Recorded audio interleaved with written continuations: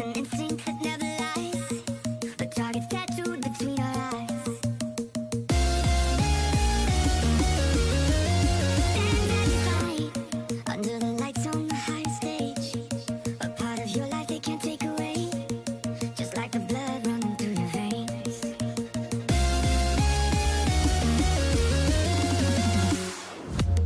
Everyone's watching through your eyes. There's only two options: win or die.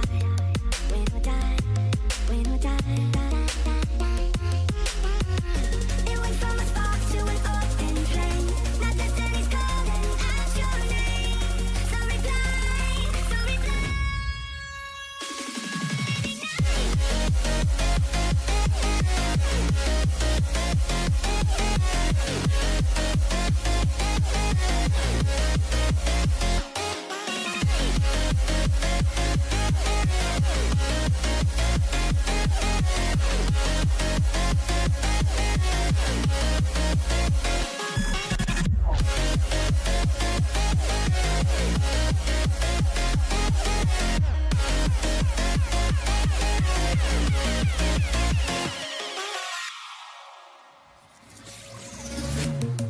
There's a power that's underneath, and you can't see it till you believe. On the edge of infinity, feel the rush under the lights on the high stage. A part of your life they can't take away, just like the blood running through your veins.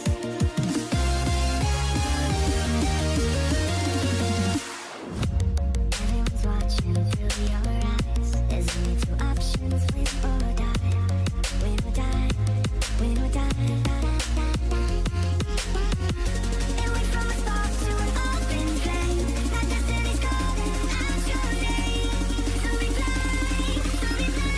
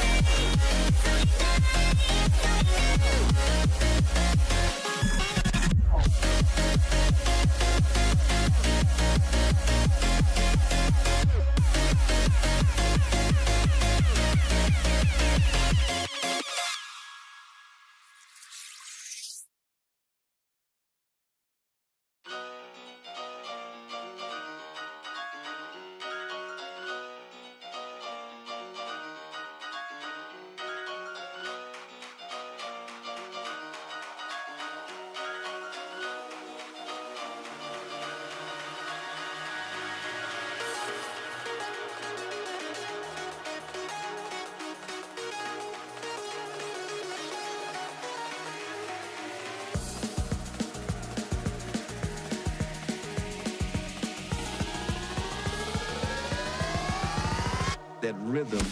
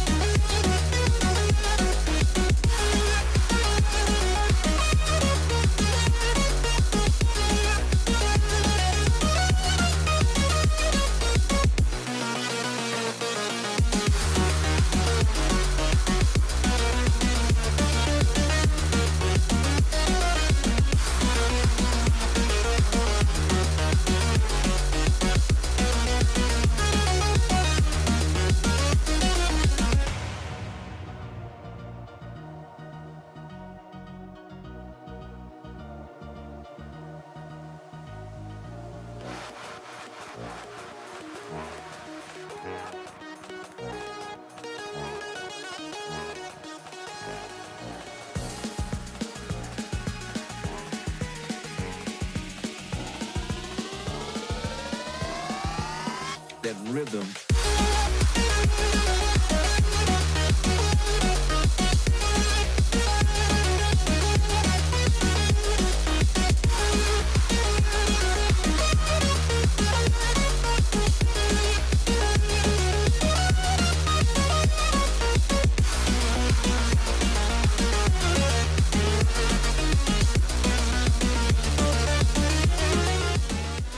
Hi. Hello, it is me. Jesus, my voice. I need some fucking coffee in me, man. Haven't had my coffee yet today, man. Do you know how it is, man? Man. Sorry, I'm talking like an actual Dutch person, just saying man after every single sentence that comes out of my mouth.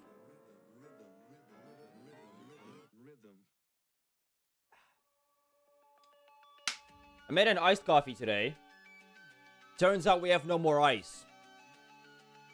Yay. I'm drinking an iced coffee with no ice cubes in it. Yeah. What the fuck is this? Is this a lolly girl singing Fireflies? Oh, hell nah. Bring me back to that fucking song that I was playing at the start of the stream. This one.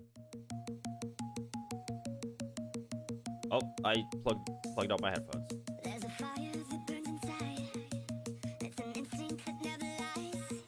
A target's tattooed between our eyes. This is like an OG GD song that I, by pure accident, stumbled upon recently, and I was like, I wanna listen to this. A part of your life they can't take away. All right, so Just like the blood. that aside, plan for today. Like I said, we're gonna be looking at someone who is currently playing in Tier 2 professionally in Counter-Strike.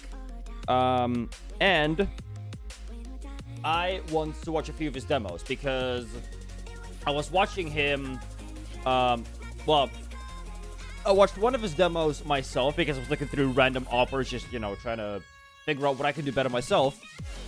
And something about this dude in particular caught my eye. You'll figure out who it is soon enough. First of all, though, I got breakfast. Right here. I got some sandwiches. I got breakfast.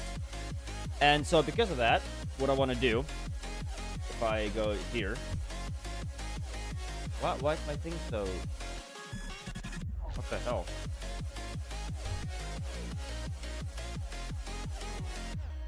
There we go. Is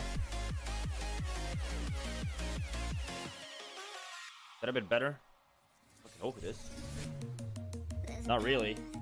Man, I hate this camera. You can see it till you believe. On the edge of infinity. Can I be centered already? You stupid camera. There you go. Thank you. Under the lights on the high stage. Peaksco, welcome to the stream. Can't take away. Welcome, everybody. The blood running through your veins. Alright, so. Stinky. Nee, man. Thank you for the follow as well. I can't read. Alright, so first of all, I have breakfast to eat, so we're gonna start off with that. While we're eating, while I am eating, I can't talk today. I want to watch this. This popped up on my recommended a few days ago, and I am very more so in this other video that I have open. This one, not so much. But I want to like look through it because this one's titled "Bali is Everything Wrong with Society," and I have a feeling I know what this is about, but I just want to confirm my like suspicions because Bali used to be a Let's paradise, see. a serene island with a friendly and welcoming culture, jaw-dropping landscapes and exotic wildlife. Unfortunately, today, this Indonesian dreamland has become home to a completely different kind of animal. On the island of Bali, the world's largest digital nomad hub. Okay guys, I just found another group of digital nomads here. The fuck is a digital nomad? Find them here. Okay guys, another digital nomad here. That's right, annoying digital nomads. They're everywhere in Bali, and if you ask chat, what the fuck is a digital nomad? I've never heard that word before. them about their jobs, like this YouTuber Travel with Rafa did, then you'll probably get some answers like this. I basically help guys level up on dating apps like Tinder, Bumble, and Hinge. Focused at optimizing businesses using AI and systems. I'm basically an entrepreneur and run a couple of companies. Dropped out from uni 2 months ago. One of them is focused at getting Wait. college students. Wait, what? Focused at optimizing businesses using AI and systems. That's like the vaguest answer ever. I basically help guys level up on dating apps like Tinder, Bumble, and Hinge. What do you mean level up? azpectCS knowledge? Alright. What do you mean level up? What does that mean? That's not a thing. apps like Tinder, Bumble, and Hinge. Focused at optimizing businesses using AI and systems. Why do I feel like they're bullshitting? I'm basically an entrepreneur and run a couple of companies. Dropped out from uni 2 months ago. One of them is focused at getting college students to do their exams faster using like new teaching technologies. Nice. Comments were quick to point out the obvious contradiction, with one user saying the guy who dropped out of uni wants to help college students do their exam. But even he sounds more legit than the next two sunbathers. So Cody and I are actually building a self-development course. Nice. We've been doing that for 2 months, and we'll always be doing calls and lectures and getting mentors in, Yeah. collaborations. So it's going to be valuable. So despite only starting this mentorship course business 2 months ago, they're already giving other people advice on how to start their own business and get their own lives together. Just like this other commenter says. Yeah, we wanted to do something unique, so we decided to be Aussies in Bali selling BS courses and making YouTube videos. But these people are now just a common regular sight. The amount Bro's probably just saying shit. Yeah, probably. of tourists that come to the island every year now But then, where does he get his money from? outnumbers its local population by nearly 3 million. Like, but it wasn't You can say whatever you want, but I'm sorry I keep pausing, by the way. These guys are just living out on the island with max credit cards? But how do they pay for it? Like, they gotta be getting the money from somewhere. Do they have, like, a scam call center somewhere that they own? Or, like, what's the deal? always like this. For most of its history, Bali was a rarity, overlooked and unvisited by most outsiders. Despite most of Southeast Asia falling to colonialism centuries before, it wasn't until the late 1800s that the Dutch arrived and took control. Before then, only private traders really came to the island. I keep to make forgetting deals that we with did this. local royal houses. Most of its people worked the land, growing rice or catching fish. At the turn of the millennium, Bali began to gain international attention, and at first, this tourism was a boon to the island. It gave its people new wealth and prosperity while increasing the island's power within Indonesia itself.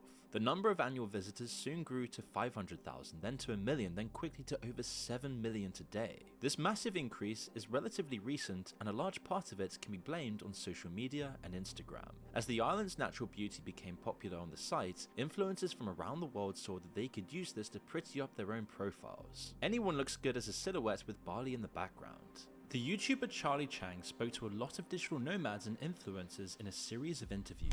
Bro, what is a digital nomad? I've legit never heard this word before. A digital nomad is a person who leverages technology and the internet to work remotely while adopting a location-independent, nomadic lifestyle, often traveling to various countries or cities. They typically work from temporary locations like cafes, co-working spaces, or libraries rather than a fixed office.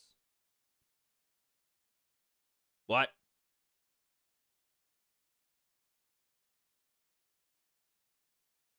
They do not have a permanent home base, allowing them to move frequently. So that's anyone who works remotely. So anyone that works from home is a digital nomad. Am I understanding that correctly? Seems like a unnecessary term, but okay. And one that stood out was this man, who claims to be a property developer and an entrepreneur. So what's your name, age, and where are you from? My name's Sumner, 30 years old, and I'm from Big Sur, California. So what do you do for A work? couple different things. All of it's in like the real estate development niche. 4 years ago, I launched a coaching program teaching other people how to do it. And then 2 years ago, I built a software that pretty much runs the business for you. Like, how much money do you make living here in Bali? This year so far, anywhere between like 400 and 500K. Okay. Impressive if he's telling the truth. But I'm sorry, 500,000 a month? Far anywhere between like 400 and 500. 400,000 a month. That is almost 5 million a year. Yeah, right. I don't care. Listen. Okay. I have nothing against people developing courses that other people can profit from, right? As long as they're not insanely overpriced for what you offer. I mean, hell, I've paid for a course in the past myself that taught me how to become better at Counter-Strike. I did that. I paid someone to teach me how to become a better Counter-Strike player. I've done that in the past. Like, I have no problem with people making courses if they actually offer something useful and if the price is, normal. But no matter what kind of course you have, even if it's the best course of all time, you are not making $500,000 after taxes, by the way, per month. I'm sorry, but you're not. Okay. Impressive if he's telling the truth. But a lot of people were skeptical, saying things like 400k a month and living in Bali? Totally believable. These coaches are something else. Another says, when you are traveling, you will meet a lot of liars. And one quite simply says even the cameraman is puking from listening to their bullshit. And you can't blame them, as it's really easy to be suspicious. What can you buy with that money here? Yeah, I'm not really a big spender, to be honest. But yeah, I probably spend 10 to 15 grand a month. None of this adds up. Even somewhere like New York or London, that's a ton of money to spend.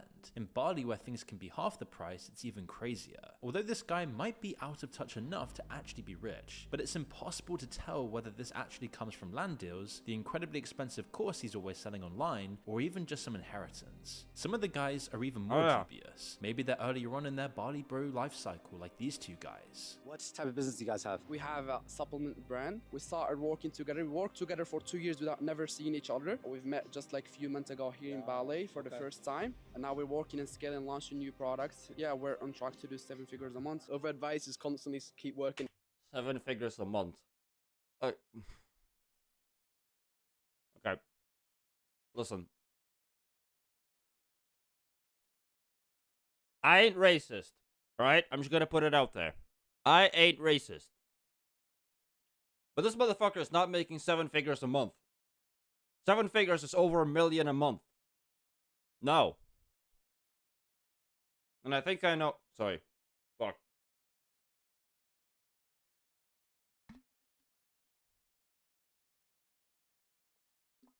I think I know why they're saying this. So, fun fact. A little bit of context. So, I uploaded a video a few days ago, right? This one, where we'll never become a pro in CS2. A bunch of the comments in that video were talking about how, basically, I went into a discussion in the comment section there with some people, basically say, like, trying to explain that, in real life, it's, the most important thing in life is you need to have a well-paying job, because that brings you success, and success brings you social status. Now, why do you need social status? Because social status is what makes you more attractive. That is just how our life works. That is how our world works, I should say, okay?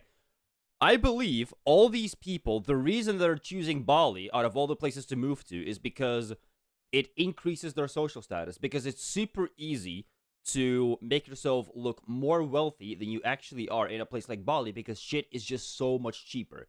It's similar with how... Okay, funny story. My parents moved to Crete, the Greek island, for...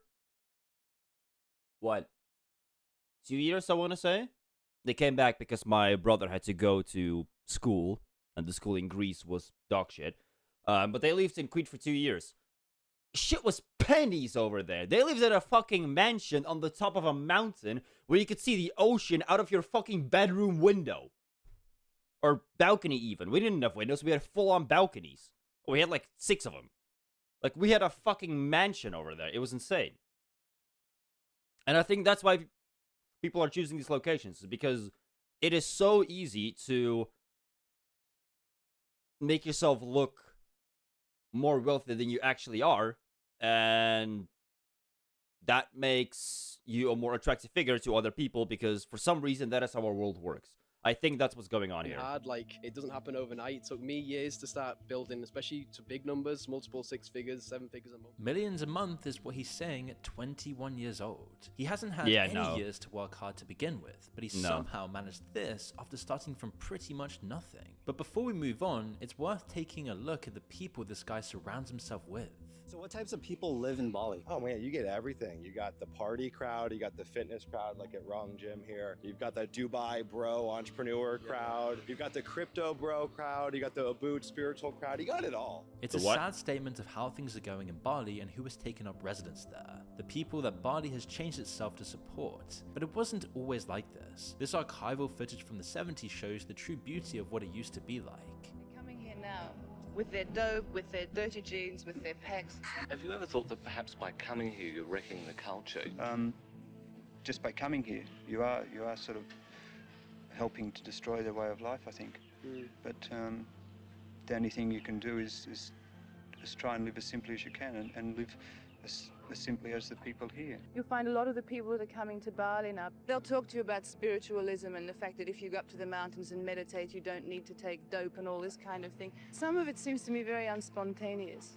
Kuta Beach used to be an unfashionable area, but since the tourist invasion, shops and restaurants have sprung up all along the dirt roads. Already though, you can see the beginning of what we've got today, the very start of the replacement. 50 years later, and it's completely unrecognizable. As the Instagrammable hotspots filled up with people, the influencer culture propagated. Now, places that were once hidden and pristine have turned into this.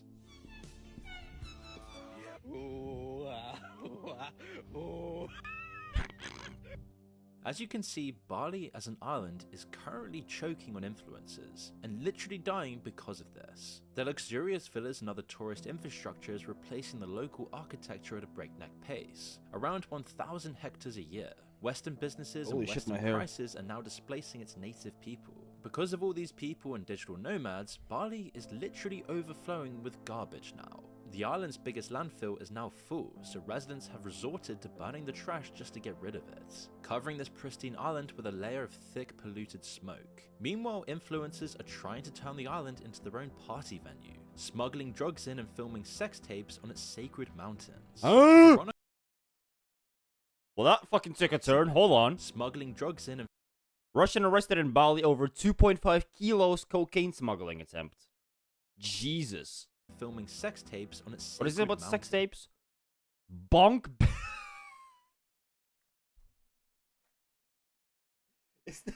I'm sorry. Is that the name of the mountain or the porn company? Bonk Back Mountain absolutely sounds like a porn shoot.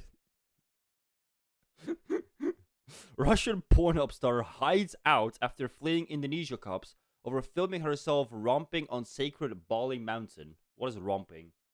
Let me just go here before I... Romping definition. Playing or moving in a lively, boisterous, and noisy manner, often in a carefree way. Oh, so it's like a tease. Who's naming these mountains? Yeah, I don't know. What the fuck? The outlets covering the film is Misty Island instance. Veronika Troshina, a Russian influencer and adult content creator, got over 1 million views by desecrating Mount Batur, a grand volcano considered holy by Bali's native population. And unfortunately, this is just one example of a huge growing problem, that Bali is everything wrong with Instagram modern culture, where you party and become a course seller while ignoring laws and ancient customs. While Veronika escaped back to Russia, she Fucking probably Americans. won't ever face any consequences for her actions. Yet, not all are so lucky. Hand it down. Hand it down. This everyone, okay? Hand it down. No, I'm not dead. No, test it. It's Panadol. Despite claiming it was Panadol, the man was arrested for cocaine possession shortly after. Indonesian authorities are notoriously tough on drug crimes, but apparently the big red warning sign of the death penalty for drug smugglers wasn't enough to deter this guy. But this all happens as a product of the culture of partying that's now been imported onto the island, especially in Canggu, where lots of influencers and digital nomads gather together. Go party, party, party, party. I've seen a lot of titties here.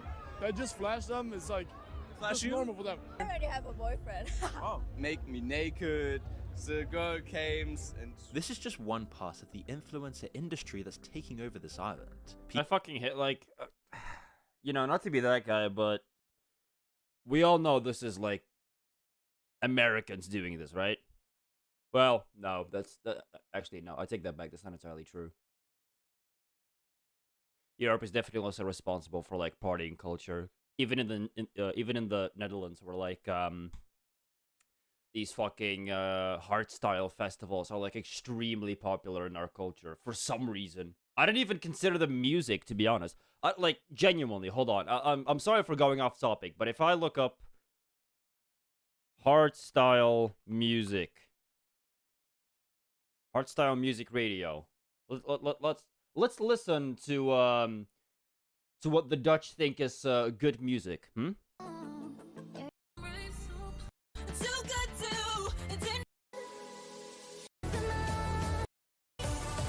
Okay, this is the wrong one. Is it raw style, maybe?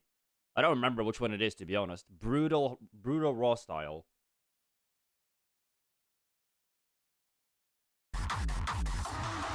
It is raw style. So this is the kind of stuff that the Dutch listen to. They gather with, like, thousands of people on these fucking festivals. And I know this because the fucking advertisements for them are plastered all across the roads every goddamn day. And they listen to this garbage.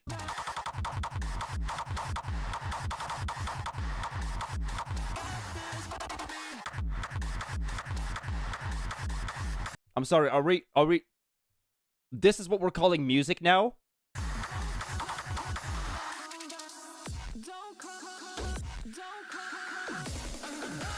I'm sorry, it sounds like a fucking 12-year-old picked up a DJ set and just started randomly pressing buttons. This is what you would get. I fucking hate it. I don't understand how this is so popular here. People whose families worked the land or fished the seas for generations have seen their livelihoods and their place in the world vanish in the space of just Israelis? a few short years. Okay, well that's... Meanwhile, cartels and international gangs have been quick to capitalize on a booming tourism industry on the island. Because of the strict laws and relative scarcity, they can charge high prices and make an absolute fortune, corrupting the island even further. It's why local newspapers are now talking about a growing organized crime presence on the island, particularly from Ukrainian and Russian gangs fighting to monopolize the exploding drug trade. Just recently, this drug lab was busted by Bali police, with 2 Russian men and 1 Ukrainian arrested in connection to it. And with the influx of gangs now trying to serve the influencers and digital nomads, there comes... Music would go hard with that one shitty 3D animation of construction workers. Yeah, you're not wrong. Too, just like we saw with this incident. In December of 2024, a Ukrainian man was kidnapped by masked Russian gangsters, and he was forced to transfer almost $200,000 of... I don't want to be that guy, but what fucking year does Mr. Moon live in that he still uses this song? What's the name of this song? I literally have it downloaded. Hold on. Music. What's the name of this song?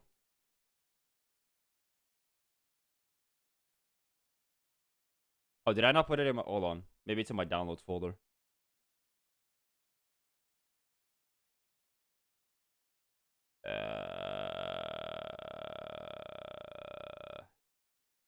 What? Tracker, that's what it's called. It's literally this song. This song was like...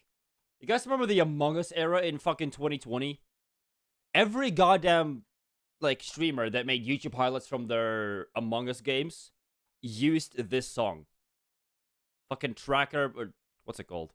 Tracker by Christopher Mo Ditlefson. Why are we still using this song? I thought it was like long gone. Crypto to their wallets. Dashcam footage of the incident was later released online, going viral as a clear example of the growing criminal underworld in Bali. And bear in mind, it's not really locals doing this. The victim eventually escaped the ordeal relatively unharmed, but not everyone's so lucky. Another Ukrainian man was kidnapped in 2026, just one day after posting a Valentine's Day photo online with his influencer girlfriend. Some believe he was found through the photo's location data. Soon he was bundled into a rental car with no sign of him found for days until a harrowing video was posted online. The now deleted clip shows an injured and distressed man claiming to be the victim and asking his parents for a $10 million ransom as he gestured to horrific injuries. He was then later found deceased. All suspects in this case, according to Bali's police force, were also foreign nationals. There are rumors that the victim was the son of an infamous Ukrainian mob boss, and it was why he was targeted, although that's not really confirmed. Regardless, these tragedies are clearly spilling over from other criminal underworlds, all to serve one population that wasn't here 10 years ago.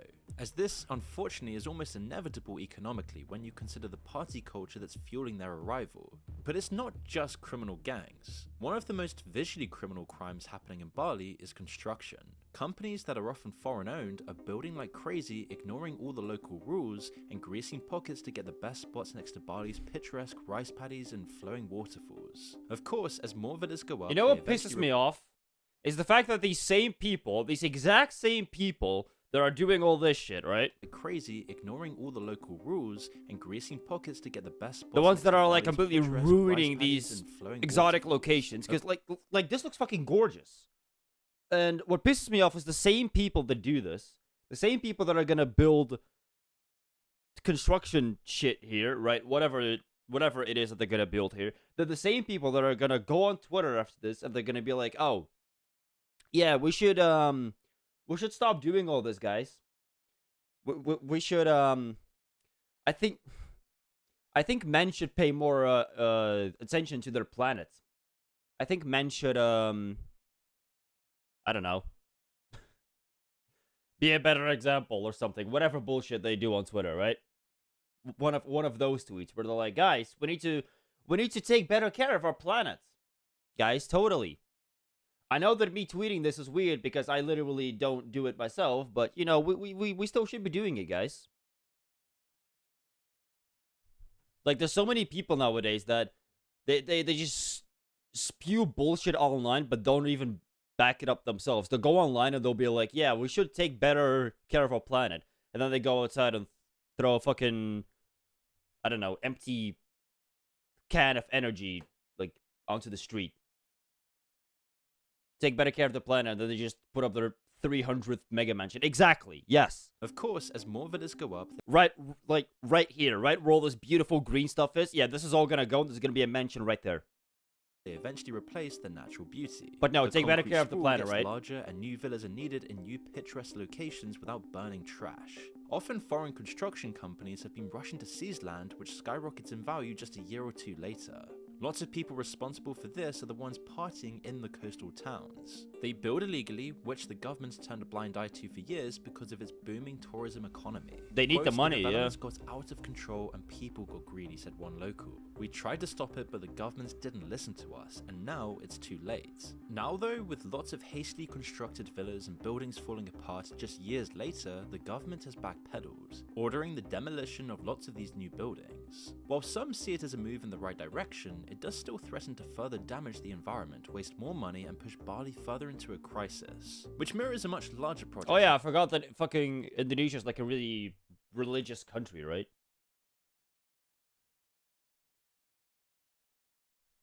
Bali, the infamous Chinese glass elevator, built into the cliff face The what now? overlooking the beach. Kelly King Beach, for years, was a small island gem, accessible via a 40-minute boat ride from Sanur, a small town on the southeast coast of the island. As the Instagram crowd came to Bali, it became one of the most photographed spots in the entire region, and for good reason. Whatever filter you may or may not use, it's absolutely stunning. Or at least, it was. Most visitors never made it down to the beach. The steep hike down the traditional coastal path, which the locals had been using for generations, turned away most travelers. There are plenty of other beaches for people to visit, and you didn't need to take the path to get the beautiful view. But this didn't really matter. In response to... I mean, honestly, that's a perfect representation of what the Instagram crowd is they never want to put too much effort into a post, right? Like, if something requires genuine effort, like, you know, climbing down a steep hill, no, fuck that. That's effort. We don't do effort. What? It's fucking 2026. We don't like Black Panther said in Infinite War. We don't do that here. To this non-problem, a Chinese developer called China Kashi Group was hired to build a massive elevator. A nearly 200 meters tall, the white steel and glass structure was going to be slightly taller than the Washington Monument. Was going to be is the key phrase. Ever since construction began in 2023, locals protested this every step of the way. Construction got about 70% of the way before the regional governor suspended construction, then deciding to schedule this for demolition, citing a lack of proper permits for construction. So now they're tearing it all down again. Over $15 million were wasted, and more could still be needed to repair any damage to the environment, especially as the original investors behind the project are still battling it out in the courts to stop the ongoing demolition. The project is now... How are you going to repair Mother Nature? You got to travel more than 100 feet to get a better photo. They gotta get airlifted to every scenery ever. Yep. Temporarily a work of art in a strange, ugly way. A testament to the modern influence on Bali and the ongoing conflict between different interest groups over its future. It may well end up just being little more than a symbolic victory for the environmentalists and the people looking to preserve the natural beauty of this island. But for every viral glass elevator that gets torn down, there are thousands of small, ugly villas which slip through the cracks. They go unnoticed by the wider public, but spoil the island in their own little way. Now, of course, there are also benefits. The fuck is that house? By the I mean, this is fine. This is like an outside part of the house with a pool and thingy next to it. Public, but spoil the island in their This one I don't get. own little. Oh, it's an infinity pool. Okay. I didn't see that at first. I thought it like it kind of looked at first like the pool went inside the house and like the whole floor was just all pool. I was like, what the fuck? But no, it's an infinity pool and it cuts off right there. Way. Fair enough. Now, of course, there are also benefits. I've never been to in an tourism. infinity pool. Whatever the character of Bali's new arrivals, their money still spends, and it accounted for over 60% of the island's GDP in 2019. This shift in the economy has completely changed life for most of Bali's native residents. The sons and daughters of fishermen and farmers have been forced to break century-long traditions and family trades. Some of them were happy to switch to construction or to service jobs for the tourism industry. They do pay better, although Bali's minimum wage is still incredibly low. So this ends up just clearly pushing people off the island entirely, like this person claims. I mean, yes, the minimum wage is low, but also the island is cheaper, so wouldn't that even itself out? Or am I dumb? It's dystopian. Meanwhile, the video this person commented on is a travel vlog talking about how cheap the Western-style cafes are. This choice to find work elsewhere will soon become a forced decision for more people. It's highly unlikely that most families will be able to stay afloat if the digital nomad communities in the tourism areas continue to expand. In Canggu, land prices rose by around 400 to 600% in 15 years. Amazing for foreign owners of that land, but terrible for any local person renting it. It's really insane. You have people like this guy believing they've escaped the corporate prison and found their unique natural life. This is how they were meant to be living. Meanwhile, they're still existing in a bubble designed to cater to them. It's all a fake facade hiding how deep the problems really go beneath the surface. Influencers and digital nomads can sit down in air-conditioned cafes, eat their avocado toast, spend their days lounging by the pool, and then claim they're finding their spiritual awakening. This travel vlog unknowingly summed it all up. This tourist trap restaurant was sure to put their name on the egg in their ramen bowl to get free Instagram advertising when people post their lunches online. That's genius. But according to the channel, the ramen looks great, but the taste is just okay. Like all of these tourist areas here, it's all style with no substance, just like Dubai. Now, obviously there's nothing wrong with going on holiday. There are still many amazing places to go in Bali and so many awe-inspiring things to see. Off the beaten track, you'll find beauty I remember, everywhere, but as more and more people... Speaking of Bali, I remember when... Okay, so for those of you that don't know, I talked about this in my latest video, but for the people that only watch me on Twitch, in my latest video, I talked about, you know, what I do for a living, right? Which is, I am a video editor, right? I talked about this in the video. You can go watch it if you want. It's at the end of the Why You Should Never Go Pro video. So, before I went full-time into video editing, I worked a cafe job. And when I was still working there, I had a colleague which, well, I should say I had a couple that both worked in the cafe. They just worked at different times, I believe. And so the boyfriend at one point wanted to show me something. He showed me that for, I think, his girlfriend's birthday, either for her birthday or for Christmas or something else, what he did was he got a hotel room for the both of them on like the 16th floor of some fucking skyscraper in Dubai, and it had like the view of like so it was like the 16th floor of a skyscraper. That's where the hotel was, and then below them was like 16 fucking pools, and he showed it to me. Like he showed me the pictures, and it looked so just batshit insane. Like I looked at that and I was like, this is nothing but eye candy. Why would you want this? And it costed him a fortune too to fucking rent it. They were there for like what? I think 6 days, 5 days maybe. And it costed him what? I think like $16,000 for less than a week to stay there. Like, it's... I get that you want to do a cool gift for your girl, right? Like, I can fully appreciate that. But 16 grand for a fucking Dubai hotel and some pools. Like...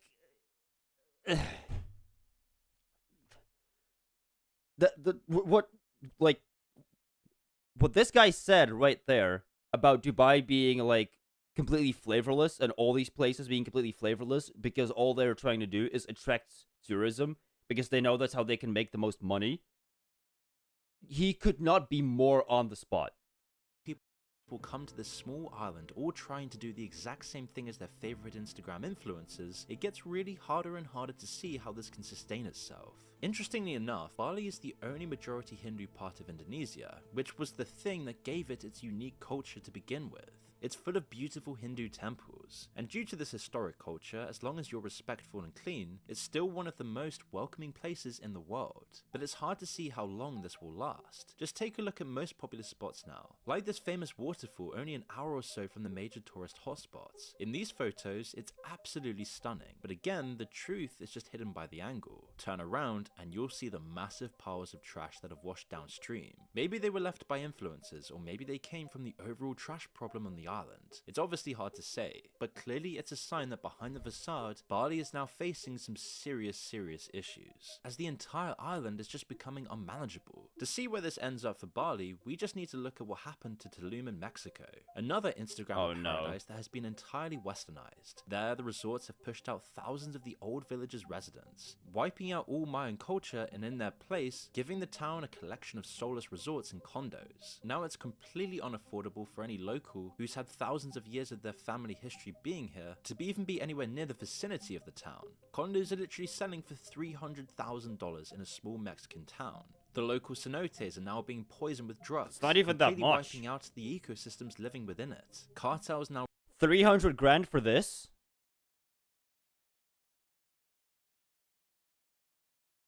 To have a place to stay here? 300k for that? That's not a lot. Resorts and condos. Now it's completely unaffordable. In the West, a place like that would cost you like 7 mil. For any local who's had thousands of years of their family history being here to even be anywhere near the vicinity of the town. Condos are literally selling for $300,000 in a small Mexican town. The local cenotes are now being poisoned with drugs, completely wiping out the ecosystems living within it. Cartels Why is it now always run the streets drugs and though? corrupt That's the what I don't cops, get. making Tulum one of the most dangerous tourist places in Mexico. Taxis are now charging $100 for tiny little trips, and as a result, less and less influencers are going, which further cripples the economy and makes the town that much more predatory. It's why the developers are so desperate to demolish the shanty towns the old residents had since moved to. So is this the future of what Bali looks like? It seems like so many places in the world are suffering the same fate from digital nomads and influencers. And after a few years of this, what's the end game? If Western prices finally arrive in Bali and the environmental degradation The reason why it's continues, cheap? along with the criminal gang, Yeah, the reason why it's so cheap is because of where it's located. That's the reason why it's so cheap. It's the exact same with Bali, it's the exact same with Crete. It's because of where they're located and how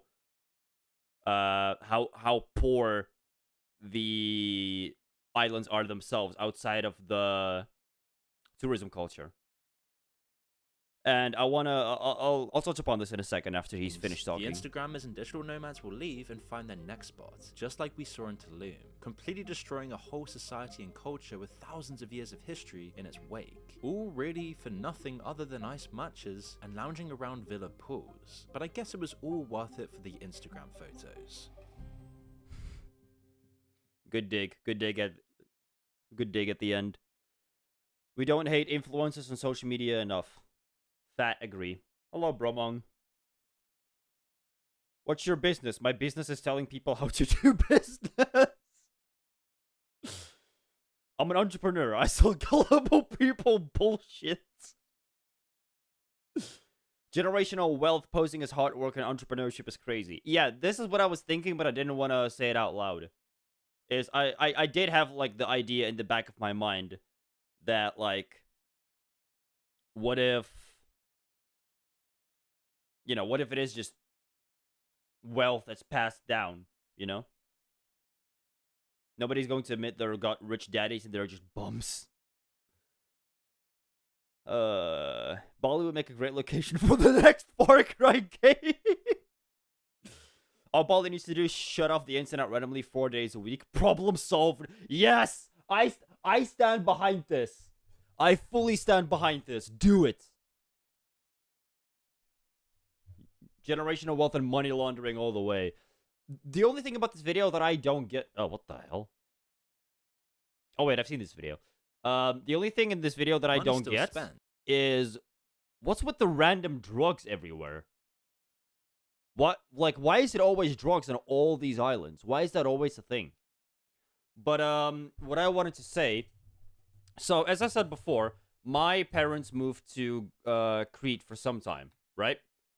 They lived there for about 2 years.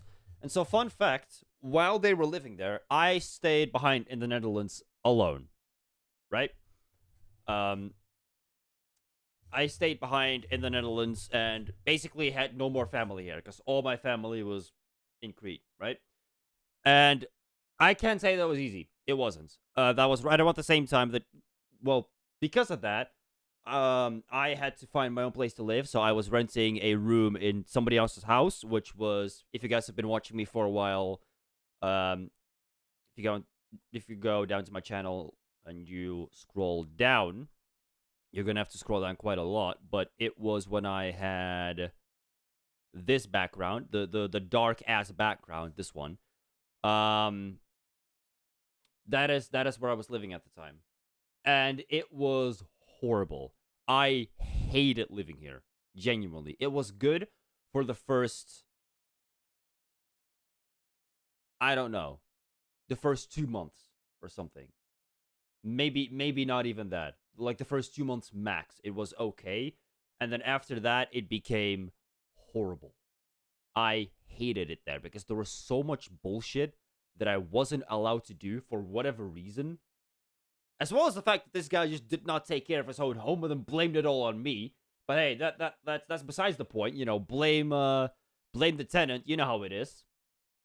Let him pay for all the damages, which I had to do for when I moved. But hey, that's besides the point. So the point I'm trying to make. My dad came back to the Netherlands because it was my birthday, and he wanted to celebrate my birthday with me. And so, average landlord moment, yeah, not wrong. So he came to the Netherlands to celebrate my birthday with me, and basically, after that, I went on vacation because it was the fucking Christmas vacation. So I went to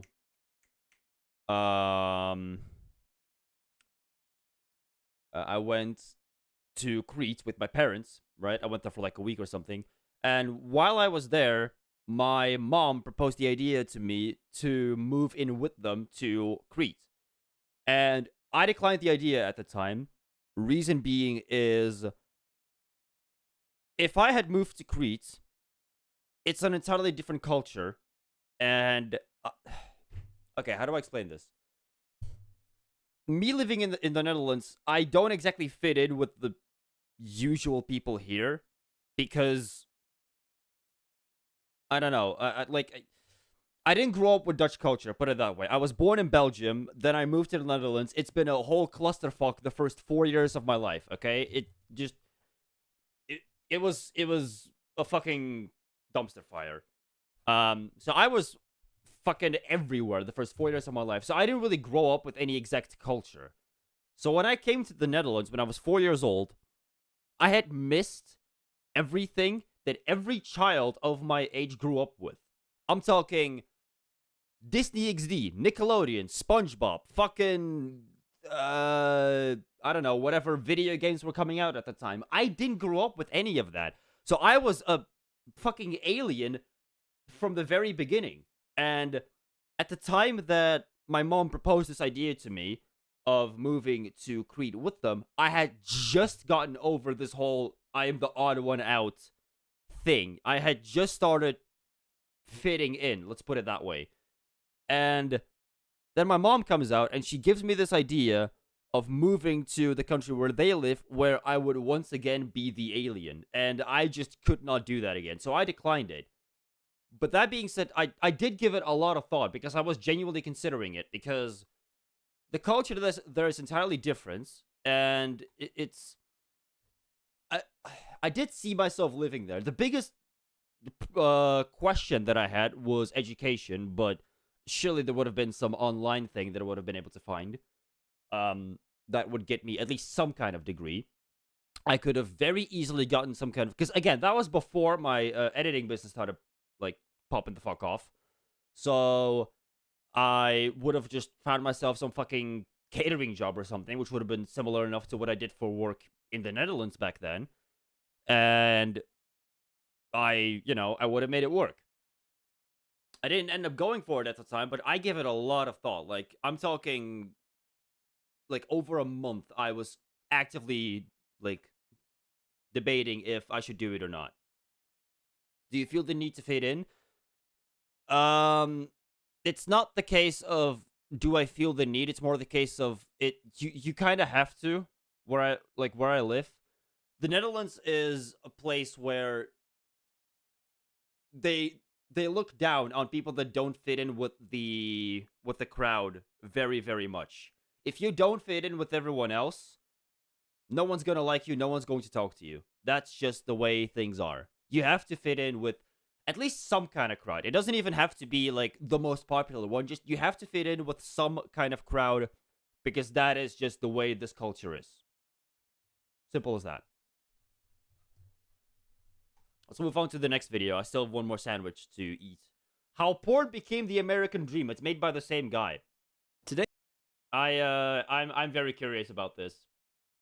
Today, there's no better way to become rich, famous, and celebrated in modern culture than by making porn videos. Look at the porn stars from days gone by. They mostly ended up dead, addicted to drugs, or washed up on the back streets in downtown LA somewhere. Now look at Mia Khalifa. She's a multi-millionaire who hosted shows with NBA legends, sat front row at Paris and Milan fashion weeks, modeled for Vivienne Westwood and Moschino, runs her own jewelry business, and has been interviewed by basically every major outlet on earth. She was a paralegal from a Lebanese family, and she didn't churn out film for years. She just claimed she made 11 of them over a few months. And within a few weeks of her debut, she was the #1 performer on the biggest adult site in the world, where she received death threats, was shunned from her religion, and her family stopped speaking to her. ISIS was after you? I'm not allowed. Wait, what? Eating with YouTube? Yes!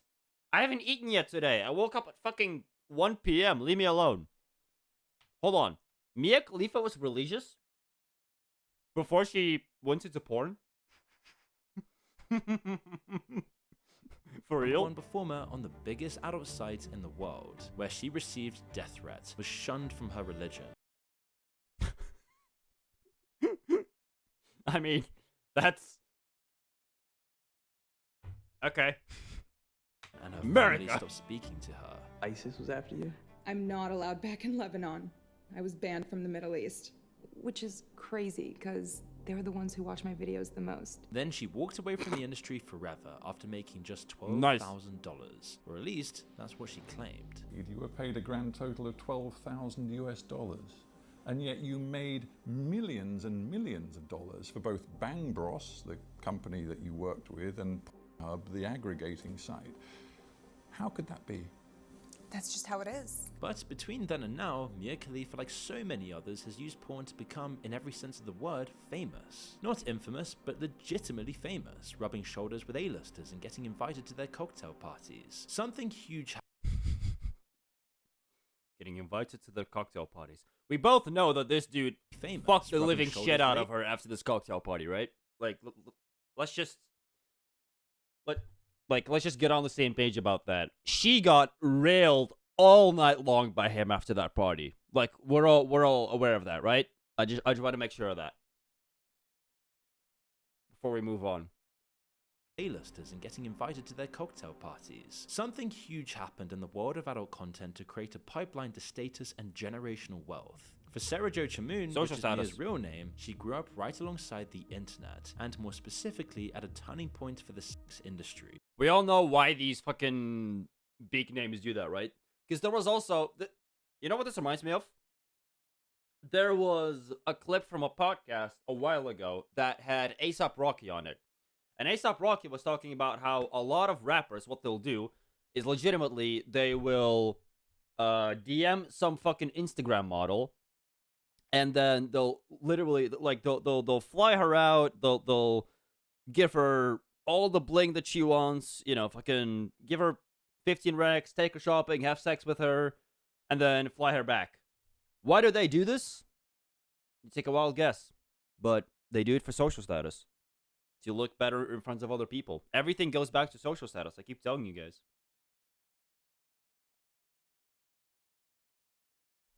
Social status is the most important thing in a man's life. I don't know why no one listens to that, but it's the truth.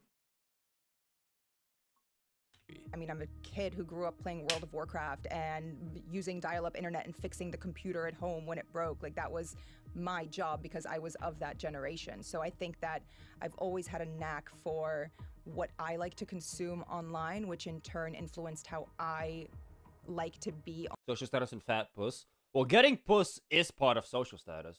That is what brings you more social status, so yeah. Online. Adult content back then was an analog affair, driven by VHS tapes, magazines, and adult video stores. Yeah. The money was limited and controlled by the gatekeepers. Performers like Mia got paid per scene, with no way to self-publish or go independent. And like so many others, she was pulled off the street in Miami by a random man who asked if she thought about modeling, suggesting she come down to a studio and take a look around. The studio was Bang Bros, one of the leading studios at the time. It wasn't just, hey, do you want to come do porn? It was more so, oh, you're beautiful. Like, would you like to do some modeling? Oh, you know, you have a great body. Like, I think you'd be great in nude modeling. Things like that. And after I... It's funny, because, Emperors and Concubines, pretty much, yeah. It's funny, because I, recently finished, So, fun fact, I've been on an absolute tear. At the start of this year, now not so much. At the start of this year, I was on an absolute tear of Netflix cop shows. I picked up The Rookie because I first saw a bunch of clips of it pop up on my YouTube Shorts. Then, like, I realized that a bunch of people that I know were, like, watching it. And I was like, you know what? I'll give this a try. Why the fuck not? I'm bored. Ended up binging the entire thing in a month. All 8 seasons. Then I picked up SWAT. Now, SWAT is basically... It's basically The Rookie, but more daring, essentially. And I loved it. I loved the fact that it went the extra mile that other cop shows like 911 and The Rookie would not go. And that's why I really liked SWAT. And in SWAT, in one of the last seasons, I think it was season 7 or season 8, there was an episode where they got a... What was it again? They got some kind of tip about this fucking porn business. And so they go up to where this porn business, at least what they thought was a porn business, was being held. They go there, and it's this huge mansion, and blah, blah, blah. I won't spoil too much. Basically, after they rescue everyone from what that actually was, they get the full story of what had happened there, and it's word for word what she's describing here, where it starts off with like, oh, I think it would be great for modeling, and then it transpawns into like, oh, you should do nude modeling, you should take off your clothes. Okay, now take off more of your clothes. Okay, now fuck this guy. Okay, now fuck everyone that you can, and we'll film all of it and give you pennies. There's a... I don't know what episode of SWAT it is. I wish I could find it. It's in one of the latter seasons, but it's a really good episode. And toward the studio, you know, it was very respectable. It was a gorgeous location. It was in Miami, in Doral, Bang Bros and respectable. Interesting. Florida. I say that like I know anything about them. Clean. Everyone who worked there was nice. All of their cubicles were decorated with family photos. Like, it was nothing. She signed the paperwork, came back the next day, filmed her first scene, and a month in, they put her in a hijab, which was incredibly controversial but decisive for her career. She told the studio that the video was going to get her killed. I verbatim told them, you guys are going to get me killed. And they said? They just laughed. She did it anyway, and after it premiered, the avalanche started. Radical Islamic sympathizers hacked her Instagram and covered it in propaganda. They photoshopped a picture of her onto someone being beheaded. Her family disowned her. They photoshopped a picture of me onto someone getting beheaded, and they said something along the lines of, you're next. She quit less than a month later, but none of this blew over like she hoped it would, and she couldn't get back into regular employment. I realized that I can never work a normal job again. Bang Bros disputed her account of her career and her argument that they ripped her off. They eventually created a website dedicated to calling her out, called factspeakfiction.co, pushing back on her claims and stating that they paid her over $178,000. They even said she filmed before with a different studio under the name Mia Khalister before Bang Bros, and that her entire narrative was just a total lie. She claimed she walked away from adult content with her head held high, but adult content hadn't walked away from her. So naturally, there was only one way to climb back up the ladder, and OnlyFans took over the entire industry at that exact moment. When Mia joined OnlyFans in 2020, she framed it as a moral response to the Beirut port explosion that killed 218 people in her home country. She publicly pledged to donate the first $100,000 she made on the platform. In 2020, I decided to join OnlyFans after the Beirut blast. I made the decision to join OnlyFans and donate. If I Didn't Sophia Rain say the exact same thing? I swear to God, I saw somewhere on Twitter that Sophia Rain, like, tweeted that, that she, like, donated a few million to something. I don't know the details. Hold on.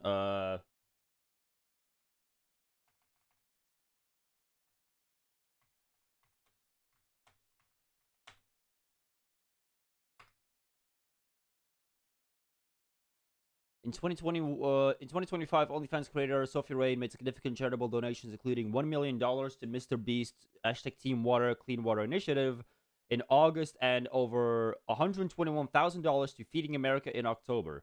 These donations were aimed at supporting clean water access and fighting hunger, respectively. I mean, this is literally pennies for her. That's gotta be like a PR stunt. That's absolutely a PR stunt. What? I'm sorry, but okay, I don't want to be that guy, but like, I feel like if you make as much money as she's making, and you like want to donate to some kind of cause that you genuinely care about, you would donate more. Like, wouldn't you donate more? Like, don't get me wrong, $1 million is a lot of money, but considering how much she makes per month. Like, wouldn't you donate more if you actually care about it? Like, this screams PR stunt to me, but then again, what do I know? If I was able to make $100,000, I am donating $100,000, and that's why I'm joining this platform. It doesn't take a very high level of skepticism to wonder whether that was true or just ethical positioning. No, But it's a either PR way, stunt. it clearly worked out for her career. This is where Mia Khalifa became the bridge between two completely different worlds. The old world of adult content that chewed the old porn stars up and spat them out, leaving them in places like the tunnels under Las Vegas. And then there's the new world of adult content that makes celebrity entrepreneurs. Let's take Sophie Rain. In 2022, she was a 19-year-old waitress barely covering her bills. She didn't come from an adult entertainment background, but OnlyFans was still her exit. My sister was doing OnlyFans, and I was like, maybe I'll try it so I can get out of this serving job, because I was just serving, I was working. So, wait, Sophie Rain's sister did OnlyFans before her? That's gotta suck. That's like... That's like if my little brother made a YouTube channel right now and got 1 million subs in a month. I would be pissed if that happened. I'm not gonna lie with you. I would be happy for him, but I would also be like, it should have been me. You know what I mean? Like, I'm normally not the jealous type, but like, if you've been doing something for so long and someone in your family just starts it because of you and starts doing better than you, that sucks. Because there's so much effort just wasted for nothing. These girls are so young. Listen, what can I say? Money calls. Literally every day, 9 What to 5. restaurant? It's called Papa Joe's. It was some Italian restaurant down in Tampa, but it was fun. Papa Joe's or Papa John's? Huh. Like, I loved it. I loved serving, but I just wasn't making money. It all kicked off with her infamous Spider-Man video. Every time I was like, no, it's not me. No, it's not me. They're like, no, you're lying. It is. So I just kind of ran with it. It wasn't even her, but she made about $95 million in 3 years from a case of mistaken identity. So wait, what?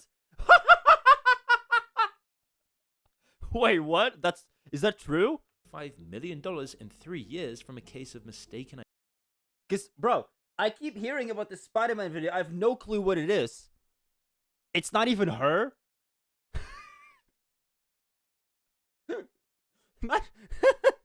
Imagine making 95 million because the internet thinks you're someone else.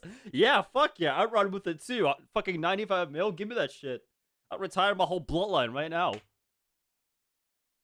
Identity. So in 3 years, how much have you made? I think last time I checked, it was at $95 million. Holy. Here's what really happened. In September 2023, Sophie and her sister Sierra posted the Spider-Man themed photo set on their OnlyFans. Around the same time, another creator called Naomi, who happens to look like Sophie, filmed an explicit video in a skin-tight black Spider-Man suit. The internet saw the photo set and the explicit video and conflated the two. Millions of men became convinced Sophie had secretly leaked hardcore content. She clocked that it was free traffic and started dressing up as Spider-Man on TikTok to deliberately stoke the rumor. There is no real Sophie Spider-Man video. The whole thing is a fantasy that lived in the minds of her audience. She also created scarcity around her content by describing herself as a virgin, though she backtracked on that. I'm calling bullshit on this. Take the bag and run. Exactly. Also, this I'm still a virgin bullshit is like, there's no way. There's genuinely no way. It has to be a pure stunt. I don't fucking believe this for a second. That's a year later. I don't think people talk enough about how much these addictions can quietly affect your life, especially when it starts early in your life. It's one of those things that seems harmless at first, but over time it chips away at your focus, your discipline, and even your confidence. And the worst part is, most people try to fix it with willpower alone, which almost never works long term. You just end up stuck in the same loop. And that's why I want to talk to you about this. There's content blockers out there like our sponsor Quitter, which is an app designed to make quitting porn a lot more practical. Okay. I swear to God, I've seen these apps fucking everywhere. And you guys are gonna hate me for this, because I know that it's not the public opinion of the internet. But if you need anything more than your own free will to stop watching porn or anything else, I'm sorry, but you are fucking pathetic. Like, it is not difficult. Just stop watching it. Trust me, it is not that difficult. I don't understand what's so hard about this. Like, it's not like I don't know, a drug or something where it makes you feel a certain way, because in that case it's masturbating that you're addicted to, not watching porn. If you have a masturbation addiction, yeah, that's different, because that actually makes your body feel something and you might be addicted to that specific feeling. Okay, that's different. Watching porn is like, it's the same as with like a 12-year-old kid being addicted to watching YouTube videos all day. It's on that same level. Instead of relying on willpower, I just don't understand what's so hard about it. Blocker, and it blocks all porn content from even reaching your phone in the first place. So you're not constantly fighting the urge. Yeah, sorry. If you actually need an app like this, you are fucking pathetic, and it's like, I'm sorry, but it's over for you. Like, there's just nothing left for you anymore. But hey, Americans, am I right? You're just removing the trigger. Once it's on, you don't have to think about it. Can we skip this? One of their best kill that you've been trained to treat it. But she's definitely not out there doing what Bonnie Blue is doing, which epitomizes exactly what adult content has become, selling the fantasy of personal access to an attractive woman.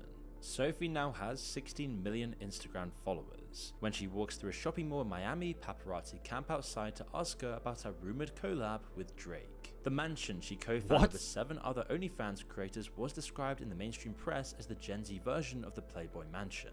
She's constantly associated with big celebrity events. The industry has... Is that Shaq? Wait. Playboy Mansion. Wait. Constantly associated. Oh no, that's this guy. That's not Shaq. Never mind. Oh, it is? I thought it was this guy. Wait, is that Shaq? I guess I don't recognize him with the beard. How do people even get off to that? It's so fake. Yeah. Like, okay. I'll give credit where it's due. I'm from the Netherlands, so it's a little bit different. the Netherlands has arguably the weakest porn industry in almost the entire world, because we don't need porn, because the hookup culture in the Netherlands is fucking massive. Like, it is not difficult to get sex in this country. You literally just go to like the fucking raw style festivals that I was talking about at the start of the stream, yeah? Just go to one of those. You're bound to find something. Because like you're already talking to people that share your interests, which is the festivals. So you're already halfway there. Like, we don't need porn here because we have the hookup culture that we do. Associated with big celebrity events. The industry has Bonnie Blue looks so uncanny. She's just old. How old is Bonnie Blue?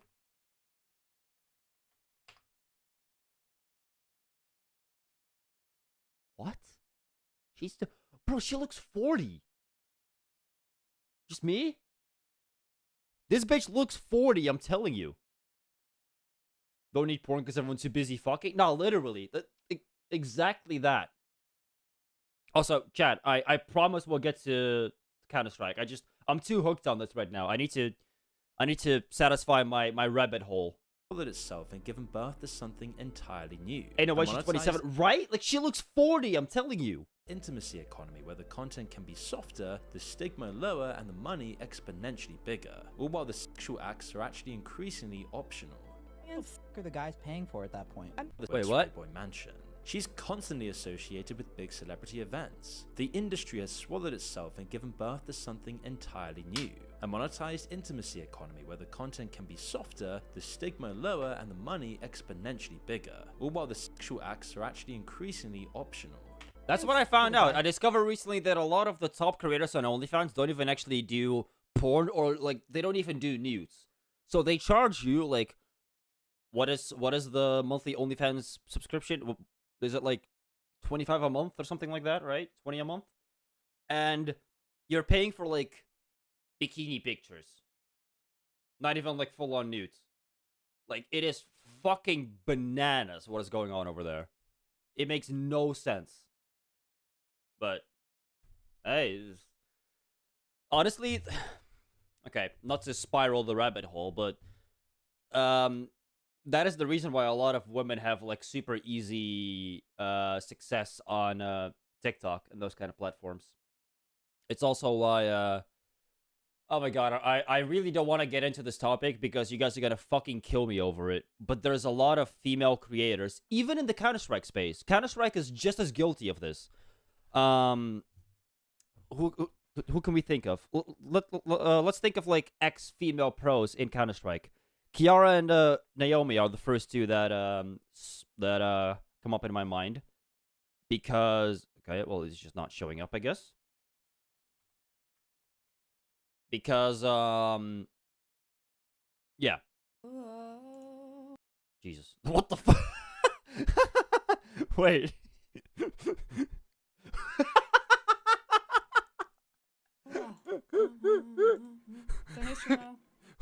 Oh wait, fuck, you guys can't see it. Wait. What the fuck is this? You should. They were both no cam. What? Okay, I was like, that has nothing to do with what I wanted to say, but I was not expecting to see that. That caught me off guard so bad. Naomi big brain, literally. No, so what I want to say, there's a bunch of these female CS streamers. In the case of Kiara and Naomi, they both were ex-pro players for NIP Impact. And I know because I followed this team actively. Here they both are. Another good case would be, oh fuck, what's her name? Ista or something? She's a streamer for Fnatic. Yeah, this girl. Which, again, all she does on her stream is she just plays Premier. Oh, what if he'll... And that's it. And they get a bunch of viewers because they're pretty women and gooners will watch them and probably, you know, pleasure themselves while looking at this.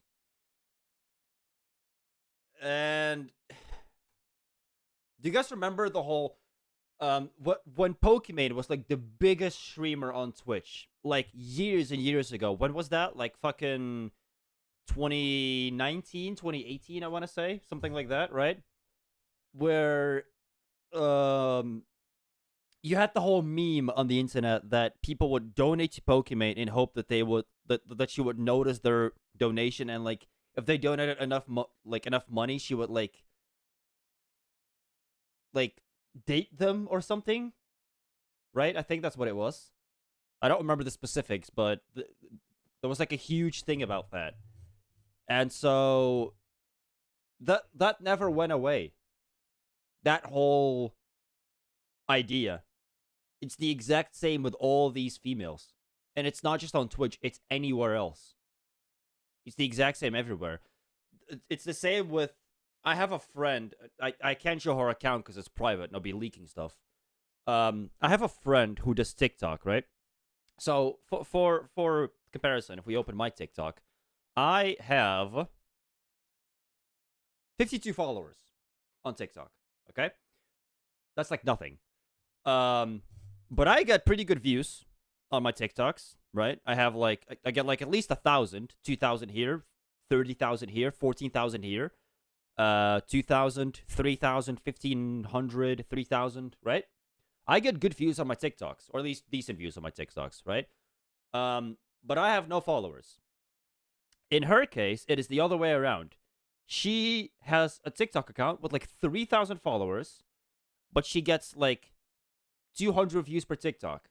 And I was talking to her, like when I first started posting on TikTok, I was like talking to her, like what should I do to optimize my TikTok page? Because she knew way more about it than I did. And she told me that there's a good chance you're never going to get that many followers on TikTok because you're not a woman. Literally, that's what she told me. And I was like, yeah, I can understand that. You're probably correct. Because that's just how it is. There's just a lot of fucking gooners on the platform that, like, you know those TikTok accounts of just women with a fuck ton of makeup, and they just do like 4-second dances, or no, not even dances. They don't even dance. They get a random TikTok sound and then they mocap it, where they play back the audio, and it's like 4 seconds of that. They post it, 6 million views. You know those accounts? It's all gooners. And I know that because I remember when I still had my cafe job, I was next to this one guy. He was on his phone, scrolling through TikTok. He's looking at this TikTok of what I just fucking described. Some girl in a t-shirt that was playbacking some random TikTok sound. And I'm looking at him, I'm like, what are you watching? Like, is this someone you know or something? And keep in mind, this is someone that came from a different country. His Dutch wasn't the greatest, but his reply basically was just, it's a pretty girl. She's pretty. Look, man, pretty girl, man. That was his response. It wasn't anyone he knew. It wasn't anyone like maybe like a big content creator. Well, it was, but like not because they had any actual content to offer. It was just someone that looked pretty, and so she posted, not even really teasing videos. She just showed herself, and that was enough. Sex sells, yeah. It's fucking crazy what, like, how desperate some people are for female attention. It boggles my mind. It really does. Paying for at that point. It's curiosity, and then also with that like specific person. Yeah, I guess, right? Yeah. Yeah, because you can sit there and have a conversation with me. You know, like you don't get that just from going on Instagram. Mia got paid 12,000. Well, what the? That is not Mia Khalifa. That is Mia Khalifa in her 50s. What the fuck is that? What Sophia Rain says here is not entirely true, by the way. This is another PR stunt. With So, that like- specific person. Yeah, I guess, right? Yeah. Yeah, because you can sit there and have a conversation with me. You know, like you don't get that just. We all know that's not her answering, right? all the big OnlyFans creators, they hire people to reply to their DMs. We know this, right? And I know this because literally when I was like playing Counter-Strike and I was just like playing competitive, even back in CS:GO, I had this several times, and I meet people that had expensive inventories, and I ask them, what do you do? Like 2 or 3 times, I found people that said that the reason they have all this money is because they work for OnlyFans creators and reply to their DMs for them. So what she's saying here is another PR stunt. That's not her actually answering. That's from going on Instagram. Mia got paid $12,000 for explicit permanent graphic content. Sophie got paid $1.4 million by one man for messages. That was back in 2025. It's over $6 million now. I want to say last time I checked, it was like 1.4. Wow. Wow. But that was like, that's of all My time. God. That's of all time. And I've been doing this for going on 2 years now. Who the is this guy? That's got to be like a fucking Middle Eastern prince. I can't say much obviously because I'm not gonna air anyone's shit out. Yeah. But he's a good guy. Rightly or wrongly, it still destroyed aspects of her social life. Her parents both got fired. Again, she's saying that he's a good guy because she doesn't want him to stop giving her money. That's the only reason she's saying that he's a good guy. I would really like to see those DMs. I'm willing to bet that they're, you know, listen, I'm someone that kind of by default assumes the worst in people because more often than not I'm right. I would bet money that this guy that she says is a good guy probably at some point said some pretty, well, like some stuff that implies some pretty, how do I say it, dominance heavy shit. You know what I mean? I'll just leave it at that for Twitch's sake. He's a good guy. Rightly or wrongly, it still destroyed aspects of her social life. Her parents both got fired and she became their provider. Right now, like I'm supporting them completely. They both got fired from their jobs because of me. So I feel a little bit of guilt in that, and like I feel like I need to provide for them also. They got fired because of her? My fault, I guess. Sophie Rain built an empire on a video that never existed, but a couple of years before that, a young actress called Chloe Cherry ran the inverse strategy for the same result. She'd moved to Miami the week she turned 18 to do adult content, and spent the next few years becoming one of the most watched performers on Pornhub. Then during lockdown, she filmed a graphic parody of HBO's teen drama Euphoria. Not long after, the real creator of the genuine Euphoria emailed her asking her to audition for the show. She got the part, again proving how porn can scaffold women to a new path in life. Within months of her first episode airing, she'd walked New York and Milan Fashion Week, fronted a Versailles campaign, and starred in the music video for Charli XCX's 360. In just under a year, she went from being the most watched woman on a specific category to being a face the fashion industry was actively competing for. This isn't entirely new. 20 years before OnlyFans existed, a young LA socialite proved that a leaked sex tape didn't have to end a woman's career. It could actually build one. That woman was Kim Kardashian, one of the most widely known names on the planet. I don't understand what kind of people see an appeal in this. I don't know if it's just me, but like maybe it's just because I'm younger. I mean, Kim Kardashian is like, what, 50? 60 now?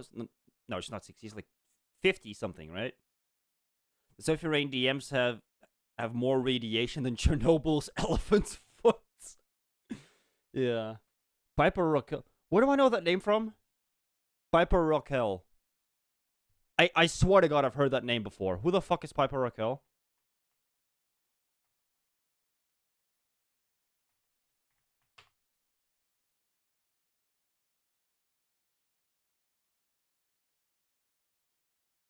An American social media personality. 2017 2020, she made content with Piper Squad, a group of content creators.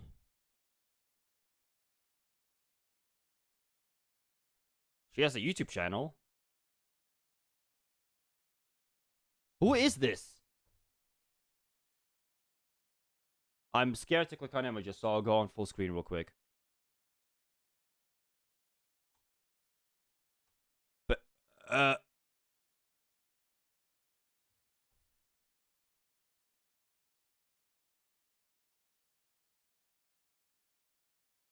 Mm-hmm. Right.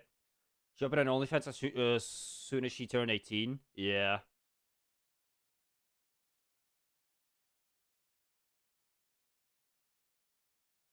Week in my life as a full-time influencer. This is gonna be the most staged bullshit ever. I'm single. I got a new job. Oh, it is an OnlyFans person. Yeah. Wait, doesn't she live in the same house as Sophie Rain? Is that where I know her from? Sophie Rain beef?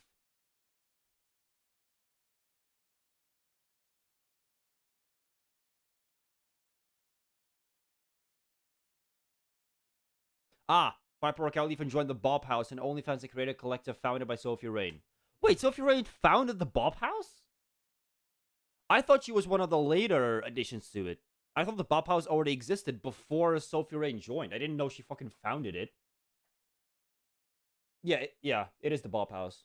One of those family channel. If you're calling the Bob House a family channel, I'm sorry, that's diabolical. Promiscuity of people like herself and Paris Hilton was creating sex entrepreneurs without going through the industry. It was classier, more refined, and more marketable.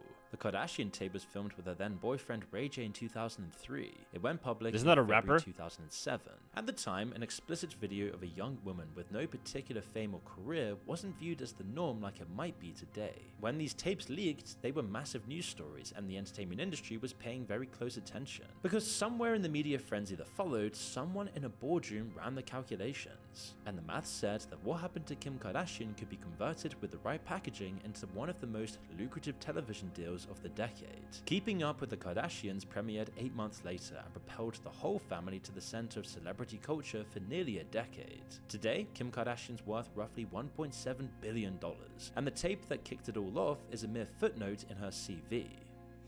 Would you be where you are had there not been a sex tape?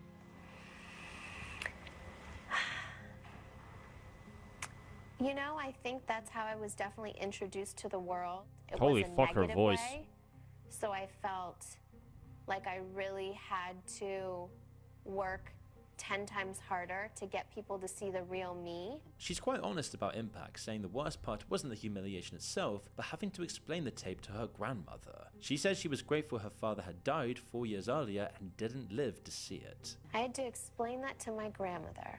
So I think I was more And you're most glad you didn't have to explain it to my father.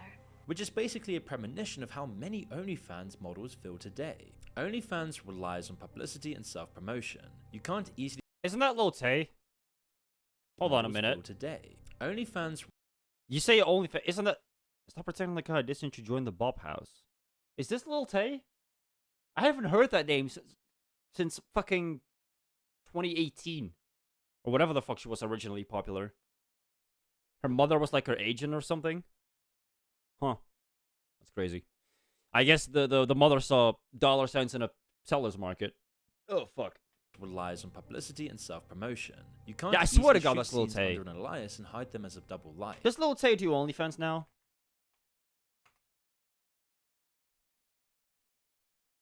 I can't believe I'm about to type this into my search bar.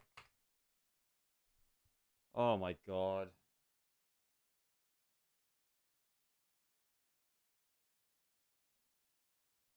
How old is she now?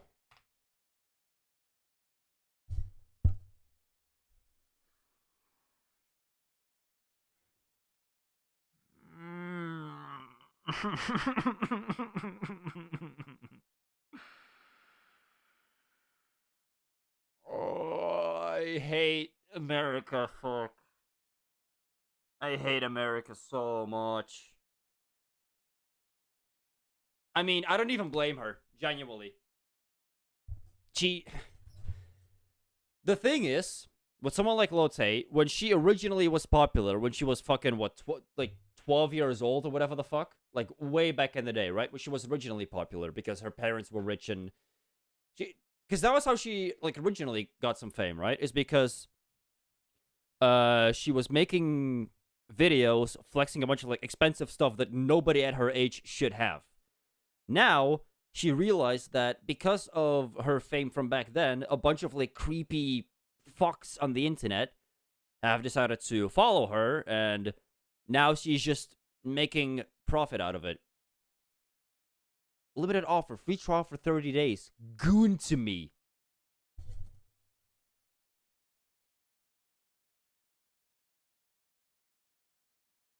I mean, what did I say? Like I said, she's seeing dollar signs in a seller's market. She's taking the opportunities that life presents her. I don't even fault her for doing that. Because she's had these creeps following her ever since she got fame originally, way back then. Now that she's finally 18, she can do this, and it's going to make her a fuckload of money and probably be able to, well, I was going to say retire her whole family. Her parents, I'm pretty sure, were already rich. But, like, I just hope she doesn't do any actual porn. If she just keeps it to, like, what every other OnlyFans creator does, where she just does, like, bikini shoots, basically. At least that's, like, you know, it's still not great, but, like, at least then it's, like, more mild, right? Like, it's less bad than doing a full-on porn shoot. They've been doing it as soon as the number switches. Yep. I mean, they know that that's where the money is. Like I said, you can't blame them. They know that they're going to make a fuckload of money by doing this. If anything, I'm more upset. Well, I can't really say that because I'm just gonna sound like a massive creep.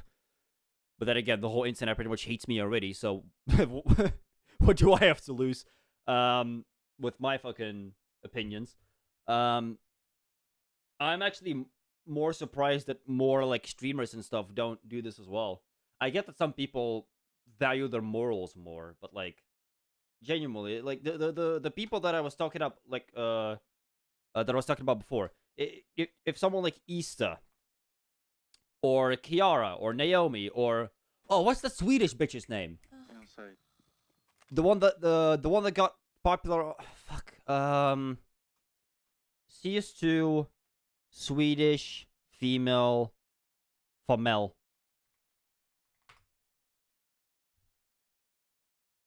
This bitch. What's her name? Dorozea. That's her name. Yeah. This one. Oh, she's live right now. W. Like, if... What the fuck are we looking at? I'm just gonna pause that. What the fuck was that? Like... As soon as any of their streaming careers fall off, they'll move to OnlyFans. Because that's where the money will be. And I don't like saying that out loud, but we all know it's true. What Kim had inadvertently proved is that attention itself is the asset, and you need to market yourself as a... Do you guys remember when Amber Heard lost the trial against Johnny Depp? And there was someone, I think it was Terrorizer, that tweeted, like, there's only... There's always OnlyFans, and then tagged Amber Heard, and everyone got so fucking mad at him for doing it. As a person, whatever generates the attention is almost secondary. The market logic of modern rewards whatever generates the most clicks, and everything else is downstream of that rule, which is exactly why marketing stunts are getting more controversial and extreme. The Hall of Fame today looks more like an arms race where performers compete for a share of the audience's attention. Like in 2019, when Belle Delphine sold jars of her own bath water for $35 Oh each. yeah, She I remember faked her that. own arrest with a photoshopped Metropolitan Police mugshot and briefly ran a account that turned out to be videos of two roosters. Her whole thing was just absurd performance art dressed up as sex work, and it made her one of the most famous e-girls on the internet. In 2021, a 17-year-old called Bad Barbie... No, listen, Belle Delphine was a fucking genius. I remember when I found out about the porn-up shit, because I ain't gonna lie, I fell for it. I genuinely thought she was gonna go into porn. And then I found out that it was just like, the titles were very literal. Like, the title was like, playing with two cocks. And then it was literally two roosters in a room. That was a joke. Belle Delphine was a fucking genius. Who had become briefly famous on Dr. Phil for telling the audience to catch her outside, teased her OnlyFans launch for weeks. That's who that is? Oh my, I remember this. I think PewDiePie reacted to this Dr. Phil episode. Briefly famous on Dr. Phil for Hey, telling catch the me audience outside, to how about catch her that? outside, teased her OnlyFans launch for weeks. I on remember Instagram. this. She then opened the account the day she turned 18 and made $1 million in 6 hours. Lil Tay would then follow in her I'm sorry, footsteps what? at 18 and made a OnlyFans launch for weeks on Instagram. She then opened for telling the audience to catch her outside, teased her OnlyFans launch for weeks on Instagram. She then opened She said OnlyFans for weeks. the account the day she turned 18 and made $1 million in 6 hours. $1 million in 6 hours. Motherfuck.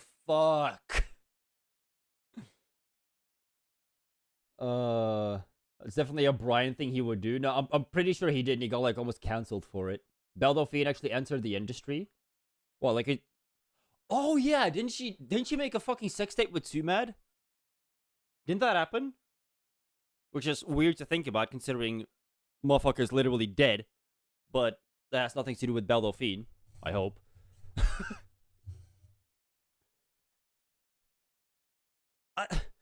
What?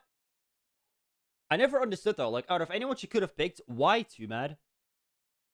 Did they know each other before that, or like why? Like, out of anyone she could have picked, why was it Tumad? Motherfucker could have literally picked anyone and was like, hey, give me this fat fuck. Lil Tay Never would mind. then follow in her footsteps years later. Oh. In May 2025, an Australian creator called Annie Knight hired a swingers club on the Gold Coast and had sex Why do I know with that name? 583 men in 6 hours. That's where I know the name from, because I saw this on Twitter. I remember seeing a post about this, and I thought it was exaggerated. How? She was then hospitalized with vaginal bleeding and posted the hospital photo to Instagram, captioned, "I guess 583 guys in a day isn't that good for your body." No shit! In October 2024, the 23-year-old British model called Lily Oh yeah, when she did like 100 men in whatever amount of time. Phillips invited 101 men into an Airbnb and had sex with all of them in a single day. She filmed it as a documentary. A clip of her crying afterwards, her friend's arm around her, got 200 million views in one tweet. She has then since faked a pregnancy, faked an arrest, filmed a classroom roleplay with 18-year-olds, and announced she'd be beating the existing world record by sleeping with 1,000 men in a day. And then of course there's Bonnie Blue, who took the record at 1,057 men in 12 hours. She also faked a pregnancy and will risk arrest, deportation, or practically anything to stay relevant. And somehow this has gotten her on the podcast circuit like all of these girls. These stunts echo the much wider trend across social. I don't understand. Okay, first of all, the fucking trend that we had back in like I think, was it 2020 when it started? When for some fucking reason everyone that had any kind of clout on the internet thought that they like just had to launch a podcast. Everyone did it at the exact same time. Everyone came out and was like, hey guys, you should go check out my new podcast, when there's like 14 new ones coming out every single day. I don't know why do people think that that's necessary? I'll admit there's one podcast that I actively listen to, and it's the Clueless podcast.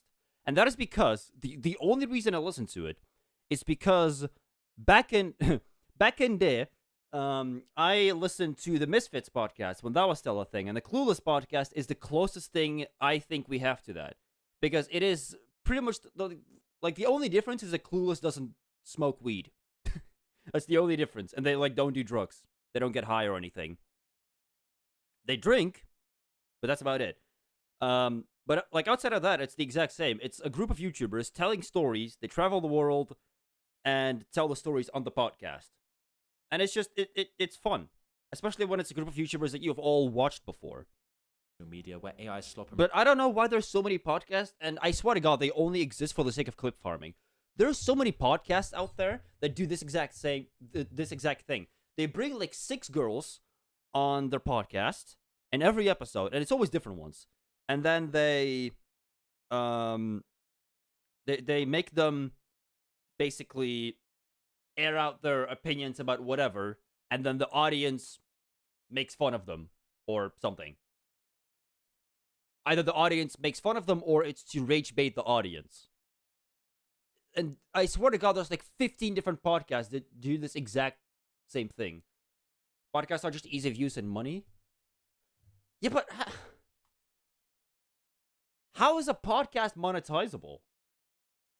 Like, I get it if you have sponsors. If the podcast is sponsored, I get it. But outside of that, how do you monetize a podcast? I don't understand. Like all of these girls. These stunts echo the much wider trend across social media where They never choose smart woman. content dominate for their acute ability to hijack our dopamine. Wait, what? Social media where AI slop and brain rot content dominate for their acute ability to hijack our dopamine. Mr. Beast, Sidemen, and others mastered that formula with escalating challenges that became more and more outrageous, leaving nothing off the table in the pursuit of attention. It's all pervasive, and adult entertainment naturally made a home in social media's algorithmic universe because ramping up the shock value is so easy when it's someone's body. Behind all of these stunts is usually an incredibly well-engineered business that proves how much porn has transformed. They have staff, a logistics operation, and marketing budgets rivaling tech startups. I'm just gonna say this right now. Jacksepticeye has been right about Mr. Beast all along. Probably the biggest weapon Fight they have me. in their Fight me marketing on that. arsenal is those who oppose them. It's all the Karens sat at home that are going to complain about me being here that are making me rich because they make it blow up. And then when they're sat at home complaining about it to their, their husbands, they're then wanting to come and subscribe. Putting their self-destructive elements of the lifestyle aside for a moment, they're savvy operators who understand the algorithm, the incentives, and the market better than anyone. Sophie Rain's instinct to leverage a video that wasn't even hers is annoyingly smart. Bonnie Blue will hang around any big influencer at the time, whether it be Andrew Tate or the Nelk Boys, as she knows doing so will keep the money pumping into her operation. Mia Khalifa found a way to make herself look innocent in front of mainstream audiences, and this is why culture had to stop ignoring them. Every magazine, podcast, and TV channel is starving for attention, and these women are sitting on more of it than anyone else in the room. Ignoring them doesn't make them go away, it just hands the traffic to whoever covers them instead. So the commercial decision becomes to platform them, like when Bonnie Blue said this on UK daytime TV when anyone could have been watching. You're like a Premiership footballer. You're balls. I mean, I work with balls, so it's the same There we thing. go. So, very... Wait, this was on live TV? Was this aired on live TV?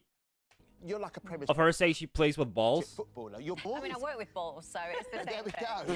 So, very legal, 18-year-olds. Because as I started my content, I realized it was not necessarily relatable to the average person. And I wanted to make my content relatable. I'm just a girl, I'm relatable, I'm sort of the girl next door. I'm just a girl. I'm just a girl, you butt. Oh, yeah, you ball. Vibes. People commented things like, interviewing a prostitute at 10:35 AM is okay for family viewing? It was on live TV. That is just diabolical. And how can they have this conversation on morning TV as if it's normal? Imagine if you were a kid watching that asking your parents who Bonnie Blue was, and what she meant by working with balls or switching to barely 18-year-olds. Well, okay. In their defense, no child is going to be watching TV at 10:35 AM. They're going to be in school. So in that regard, and I'm assuming this was aired on a weekday. So in that regard, yes, it makes sense. There is the chance that, someone, like a kid stayed sick at home and was allowed to watch TV because weird or bad parenting or something, right? That could be the case. But I'm guessing the logic was, we'll air this in the morning because kids are going to be at school, they're not going to see this. I think that was their logic behind it. Never liked Mr. Beast, there's so many allegations, not even funny. I remember that, actually. I remember the allegations against him, yeah. I'm tired of these people getting attention. Now, you know what's funny about this clip? Girl, I'm relatable, I'm sort of the girl next door vibes. People commented things like, I can barely understand her accents, but you know what's funny about this? interviewing a prostitute at 10:35 AM is okay for family viewing? And how can they have this conversation on morning TV as if it's normal?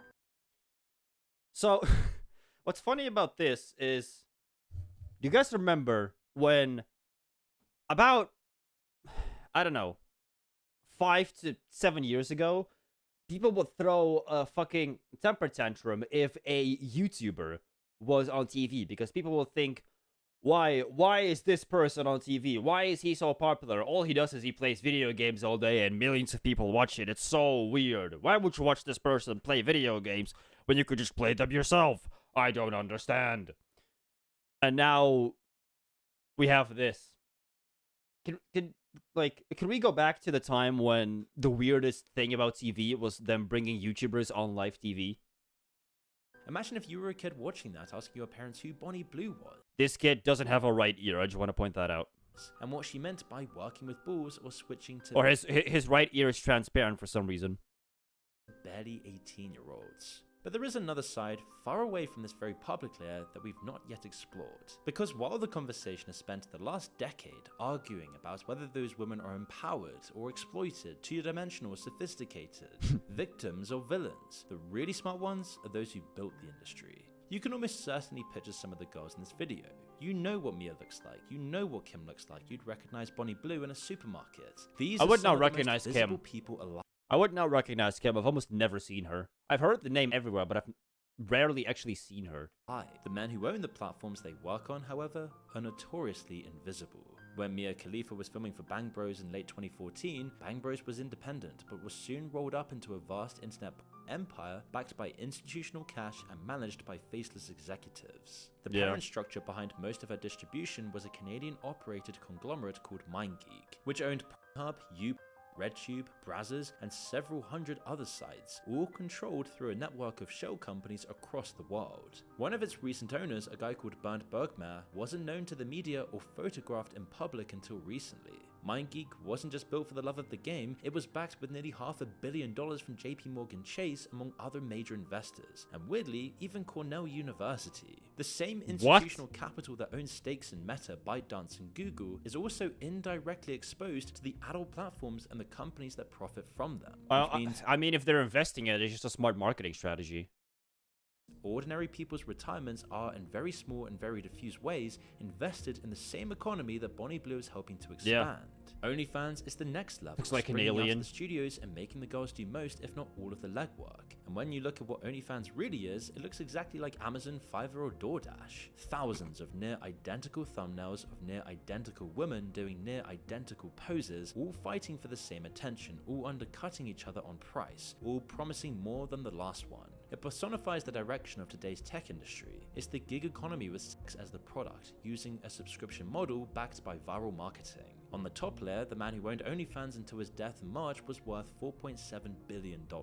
On the bottom layer, for every Sophie Rain, roughly 10,000 women upload content nobody is paying for, subsidizing the traffic that makes Sophie Rain possible, while the platform takes a big cut, routes it through a holding company, and into a private equity deal being negotiated in Silicon Valley, all to completely our entire society and do untold damage to our culture because of this. What has been labeled as empowerment really involves giving someone on OnlyFans the ability to negotiate the terms of her own exploitation, take home a larger cut of it, and then call the result a business, which on the individual level looks like a meaningful improvement versus Mia Khalifa's situation in 2014. On the collective level, it's built the most efficient content extraction machine in the history of the internet. Millions of women competing against each other, producing an unlimited library of material for a platform they don't own in exchange for a wage that, for most of them, works out to be less than minimum wage. The thing the industry figured out somewhere around 2016 is that you don't need to exploit anyone if you can get them to exploit themselves. You just need to build the infrastructure, take a cut of the door, and let the market do the rest. And those who become mainstream celebrities using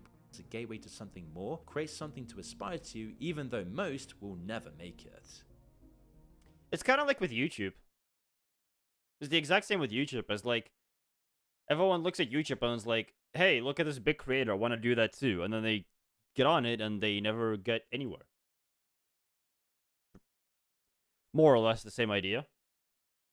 It's like everyone looks at OnlyFans and was like, hey, I can become an instant millionaire if I go to OnlyFans. And then they go there and they make like less than $100 a month. I don't think OnlyFans is not profitable. Isn't in a very competitive market. Exactly. No, exactly. That's the whole point. Which is why it's like, well, yes and no, actually. Yes and no, because yes, it's a very competitive market, and if you're just going to open an OnlyFans and be like, hey, look, I'm naked.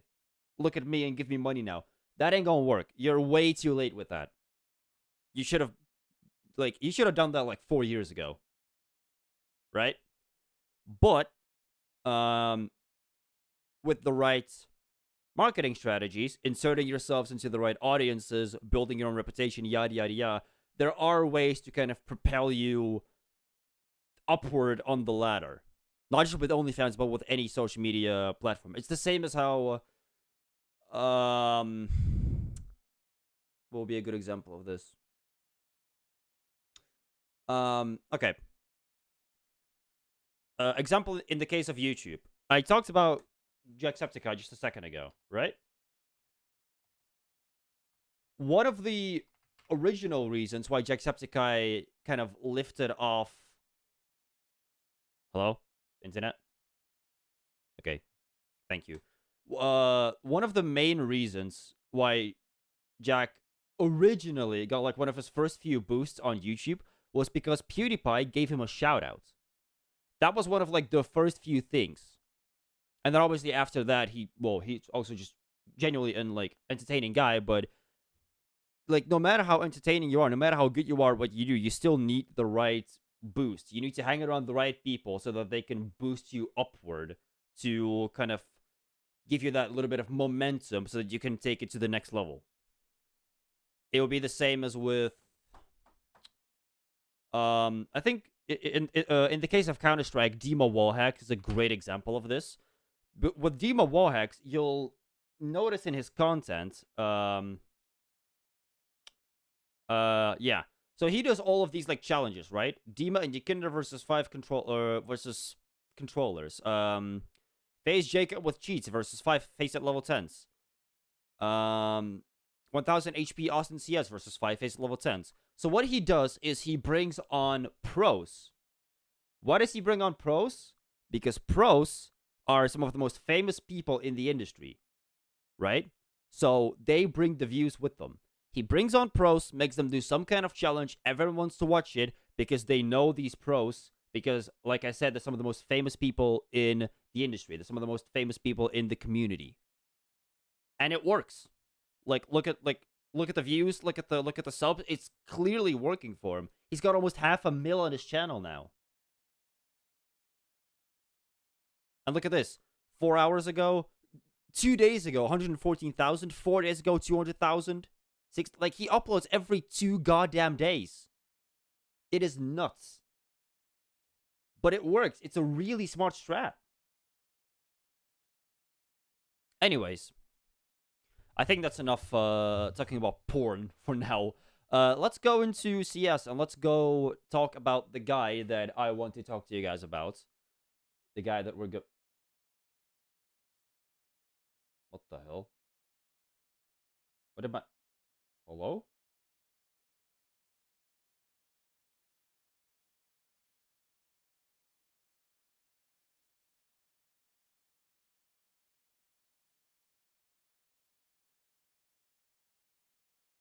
What the hell just happened?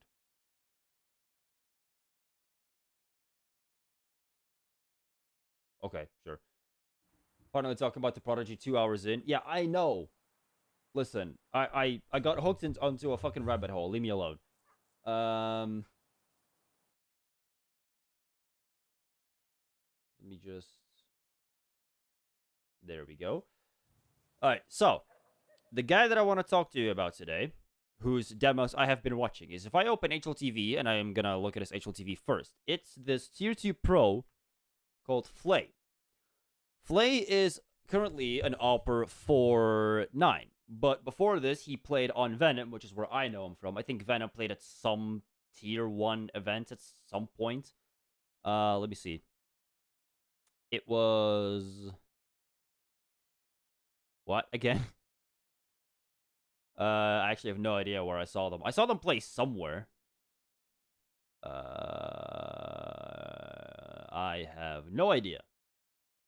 Maybe they were, like, in the race for making the major at some point. Or something. I have no idea. Anyway, it doesn't matter. Flay, their opper, is someone that I started watching his demos because I was looking through a bunch of oppers and I stumbled upon Flay completely by accident. So let's watch some of his demos. I have some of them downloaded already. I have Ancient, Anubis, Mirage, and Nuke. I say we start with Ancient. Because Ancient is a map that I want to learn how to op better on. Because I usually rifle a lot more on Ancient because I'm a mid player on this map. So let's go. Actually, I'm going to move my face cam so you guys can see the minimap. I think that's a pretty good idea. There we go. Now you guys can see the minimap and stuff. Was macht ein Clown im Büro? Exactly. Alright. Let's fucking get it. Let's get it. They start CT side. Alright, what do we got? We got Flay. Okay, he's gonna go towards B. He's going to take short. He's going to watch ramp. The T's are doing a late cave pop, it seems, which is why he's going to go into cave. I'm also gonna watch this.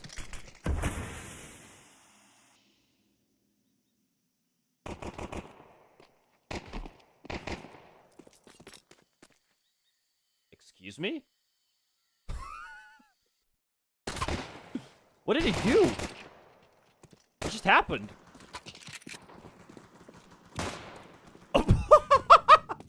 Yeah, if I saw this in a Premiere game, motherfucker, you would have a billion reports on your account right now if you did that in Premiere. That was the fucking shot of his life. What the hell? By the way, I'm gonna be watching this with X-ray off because, or should I have the X-ray on? What do you guys think? I want to do it with X-ray off because then you can't see everyone through the wall, so maybe it will be easier to see why he's making the decisions that he is making. That's my logic behind it. But if you guys want the X-ray on, then I'll turn it on.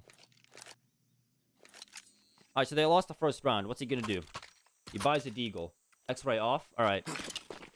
Throws an insta. What's the lineup for that? Which spawn does he have? Spawn number 1. It's against the roof, huh? So on the 5th piece of the roof, shift forward, jump throw. Okay. Write that down, guys. I only know the one from the far right spawn on CT. That's the way that we always do. In my elo, whoever has the most far right spawn on CT side Ancient throws the insta, and just someone else drops him like another smoke. That's how we always do it. Either that or some guy like comes out and he's like, hey, I know all the instas, just let me throw it every round and just drop me to smoke after. And we're like, okay.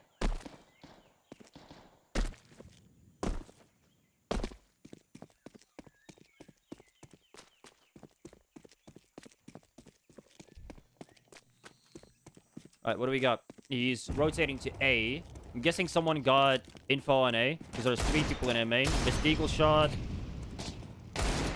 Ooh, that was close. I think he hit him, actually. Ooh. Oh, it's so close every time. Oh, nice. Spider gum is down.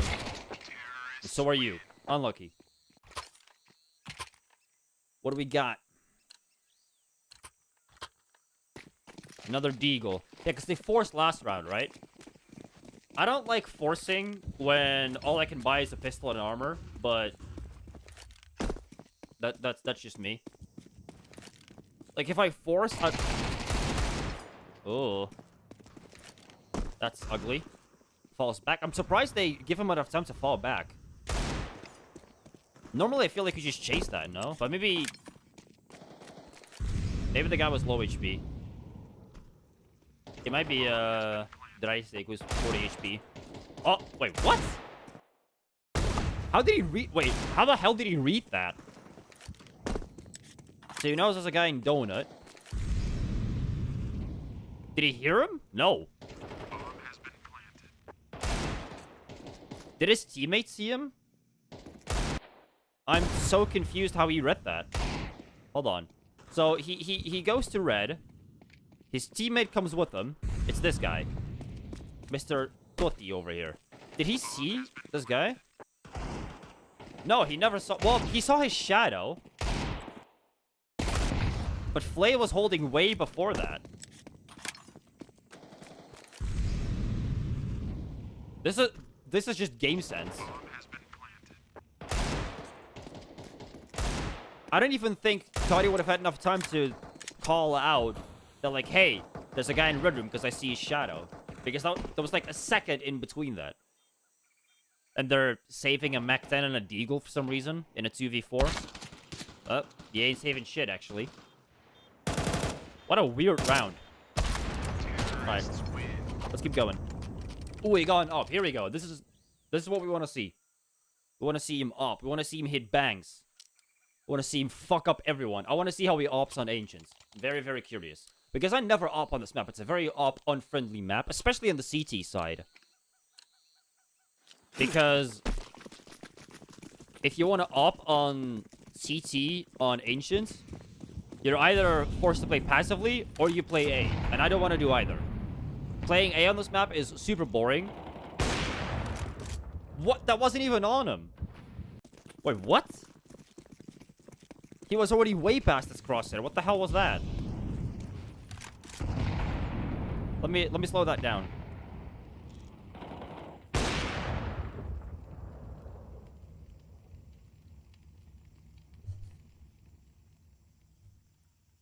Huh?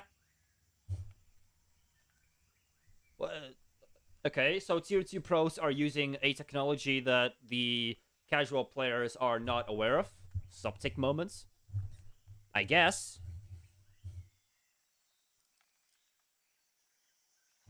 Interesting. I don't know if that's because... Maybe it's the demo that's fucked up. That could also be what it is. Maybe the demo's fucked and he, like, actually hit, like, a minute flick. Like, he flicked to the right. The demo just doesn't register it. Because the tick rate is buns or something. I don't know. Even though the tick rate should be the same as it is in-game, but... Maybe subtick is just more hysterical in demos. I don't know. Because you can say which one. Demos in this game are not accurate. Toxic Reach, thank you for the follow as well. Welcome to the stream. Alright, 4v1. Last guy is Elbow. Ooh, damn! How did, like, his info is always spot on. That's one thing that, like, his game sense is fucking nuts. This guy, how long has Midnight been in Elbow? He has been there for a bro, he never left this area. This area right here, Midnight never left it. Yeah. He lurks around Elbow the entire round. Did Innocent spot him? Do you have any tips for me to climb out of level 7? What do you struggle with the most, Toxic Reeds? What do you feel like your weak spot is? Okay, Innocent never saw him. So Flay just guessed. Like he just cleared the angle and he was just there, but it looks so impressive on the demo. Because it's the first thing he checked. Because to be fair, what's interesting to me is he could have been right here in this corner in Heaven, just waiting, because Innocent never cleared this. Teammates and timings.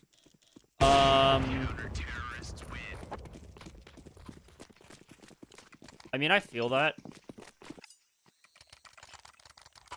I always stop when my teammates are either toxic or full noob. Yeah. I think it's... You play solo queue, right? I think it's, it'll probably be better if you find at least a couple of people that you enjoy playing with that are around your elo, or maybe even a bit higher, to play with. Because in solo queue, you're just gonna lose your mind. Like, trust me, I have like a rule of thumb for myself when I play Face It, is I never ever solo queue. I need to have at least one person that will duo queue with me, or I don't play. Because I'm going to hate it otherwise. Because I don't want to put up with 4 people who I don't know who are just going to annoy the fuck out of me. So that would be the first tip that I would give you. Is to always queue with somebody else, just so you have, like, someone that you enjoy talking to while you're dead. So that, like, imagine you die at the start of a round, so that you don't, like, sit there tilting at yourself. I died early. Fuck this game. You know? Because if you're queuing with someone else, you die early. You just, I don't know, strike up a conversation. Oh, I died early. So anyway, I went to the supermarket yesterday. Used to be at 1600, solo queued all the way to 1300. Yeah, okay, that exactly. So then what you want to do is you just want to play with other people. You want to play with duos, trios, 5 stacks, anything. I would personally say avoid 5 stacks. And also, if you're gonna queue with other people, buy Face It Premium or Face It Plus, one or the other, so that you have balanced lobbies. Because if you play free to play Face It, and you play in a 5 stack, you are going to run, like, every 5 stack you run into is going to be a level 10 queuing with level 3s. Every single time. Do you have any tips for me to find people? Yeah, of course. Absolutely, bro. If you want to find people, few places I can recommend you. So the first one is the Faceit Discord server. This one right here. In the Faceit Discord server, there is a tab called Team Finder right here, and people make posts here searching for people, like right here, searching for 4 to 8 Faceit level. Looking for 4 players to play regularly, recruiting, just DM me. Another one, looking for a dedicated level, looking for a dedicated team level 4 to 5. And there's a bunch of posts like this. You can just scroll through it. You can click on them. You can DM them, or you can reply to the thread. Another one would be the r/recruitcs Discord, or Reddit. Sorry, this one. This is basically the same thing, but on Reddit. This is what I mostly use to find teams or people to recruit for my team whenever I want to play ESEA. It's basically the exact same thing. It's just Reddit posts. They usually have either their Steam, their Faceit, or their Discord, or all 3 linked in the post. As you can see here, you have his Steam, you have his Discord, and it's like this in pretty much every single one. Discord, Steam, so you can contact them there and ask if they want to play the game together. We'll take a look. Just solo queue. All right, man. You should have a look. I hope you find someone you enjoyed playing the game with. Let's keep watching Flay in the meantime.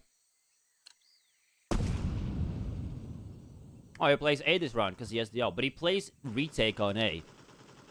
Because if they smoke CT right now, you'll be forced to play retake. Walton Maid is actually lurking around A's, waiting for A player to push. But it's not going to happen because the only A player here is Flay, and it looks like there isn't really much happening here. We have Mr. Spider-Gum over here, who is... where exactly? Oh, in heaven.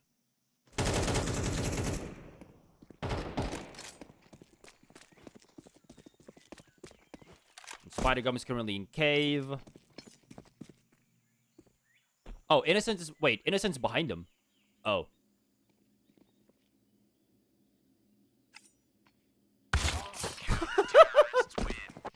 He was behind him for so long. Nice. Alright, let's keep watching. What do we got? Starts on B. He keeps kind of like going back and forth, like not running to a dedicated position at the start of the round. Watch this. He goes red room, flashes for his mid player, and then look at this. He goes here, and then he just strafes back and forth. I think he's looking at his minimap to find out where people have contact with enemy team.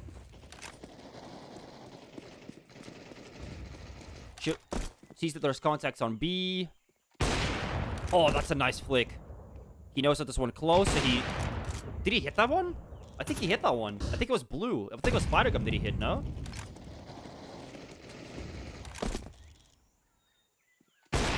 That's yellow dead. Yeah, Spider-Gum's down to 20 HP. He tagged that one. So that was an actual hit. If the wall wasn't there, he would have had that kill as well. Goes through long. Knows that there's one ramp and one site. And overlooks the angle. Unlucky. I took a look as well. Haven't been all that motivated to play CS recently, so maybe getting some people to play with it can help that. Yeah, you should, bro. I'll give you another tip as well. Is because otherwise you're gonna be like looking at the wrong post all the time. So in the Faceit Discord, there are tags up here. Since you're from NA Boomer, you're gonna need to enable this tag, the NA one, so that you can filter out all the NA posts and the EU ones don't pop up for you. For me, I would only want the EU tag so that I don't have NA posts in there because they're just misleading and I like don't notice that they're people from NA. So you're gonna want to select the NA post so that you can only look through them. And then in the Reddit as well, as you can see right here at the front, they always type EU, EU, NA, EU. It's always at the front of the post. You could probably just Control F by NA. And oh, that, yeah, okay. Well, I didn't really think of that. But if you just scroll through them, there'll be like some that say NA in here. There just aren't really that many because, well, EU is a lot bigger. Oh, here, there's one. NA, LF1, main team looking for... Well, this is a main team. This is like 3k elo, but you get the point. Anyway, I'm sorry I keep getting distracted, but I want to be helpful to you guys. I'm sorry, okay? I'm sorry that I want to be helpful to my audience. I want you guys to have an actual reason to watch me. Alright, let's see. He is going beat with Innocent, who I'm pretty sure is his pre-mate, just because I know they're both Polish. And they're both pros. Wait a minute. He goes for cave pick with the op. Which spawn did he have? Ah, okay.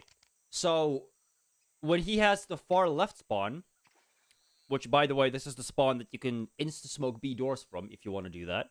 First contact creator to be helpful. Yippee! So if he has the far left spawn, he goes for the cave pick because he has the best timing. That's really interesting.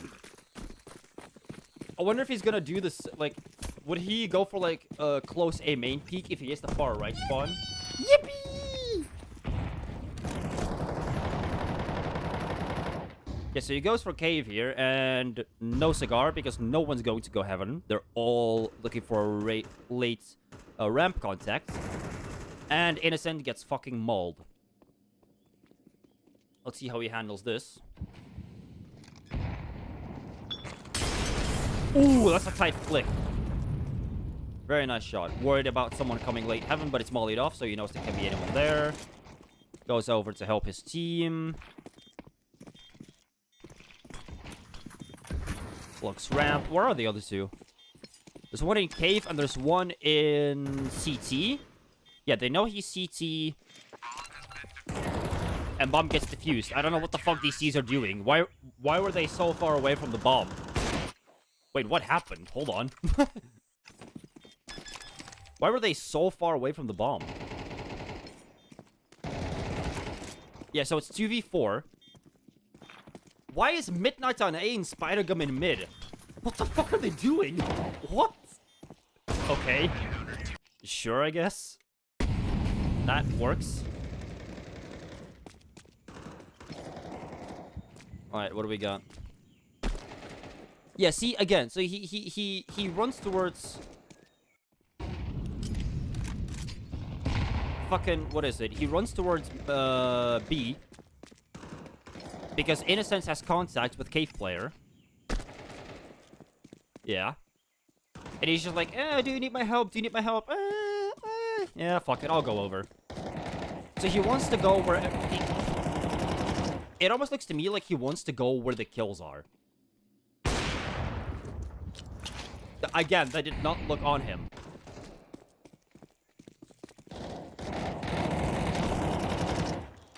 Hold on.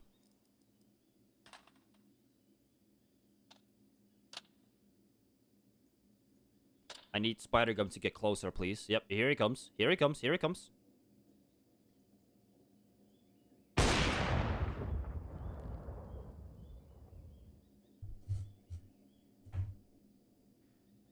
So tier 2 pros use backtrack. Got it.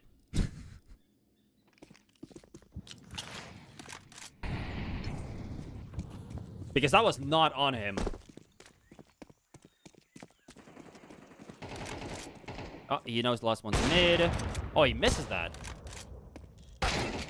Oh. I mean, that's on him for re-peeking, because he should have known he was being held, but he wanted the kill. I can't really blame him. I would have re-peeked there as well. I'm not gonna lie. I would have been like, fuck it. I missed the shot. I have to make up for it. Re-peek. Make sure I hit the second shot, but he was already being held, so, yeah. Can't really do much there. Other than not re-peek and just play safe, which is boring as fuck. And it's just a face game, so who cares? In an official, he wouldn't have re-peeked that. That's all I'm gonna say. Did he have the far left spawn again? Because he's going for cave peek. Yes, he does. So every single time that he has the far left spawn, he goes for the cave peak. Let's remember that.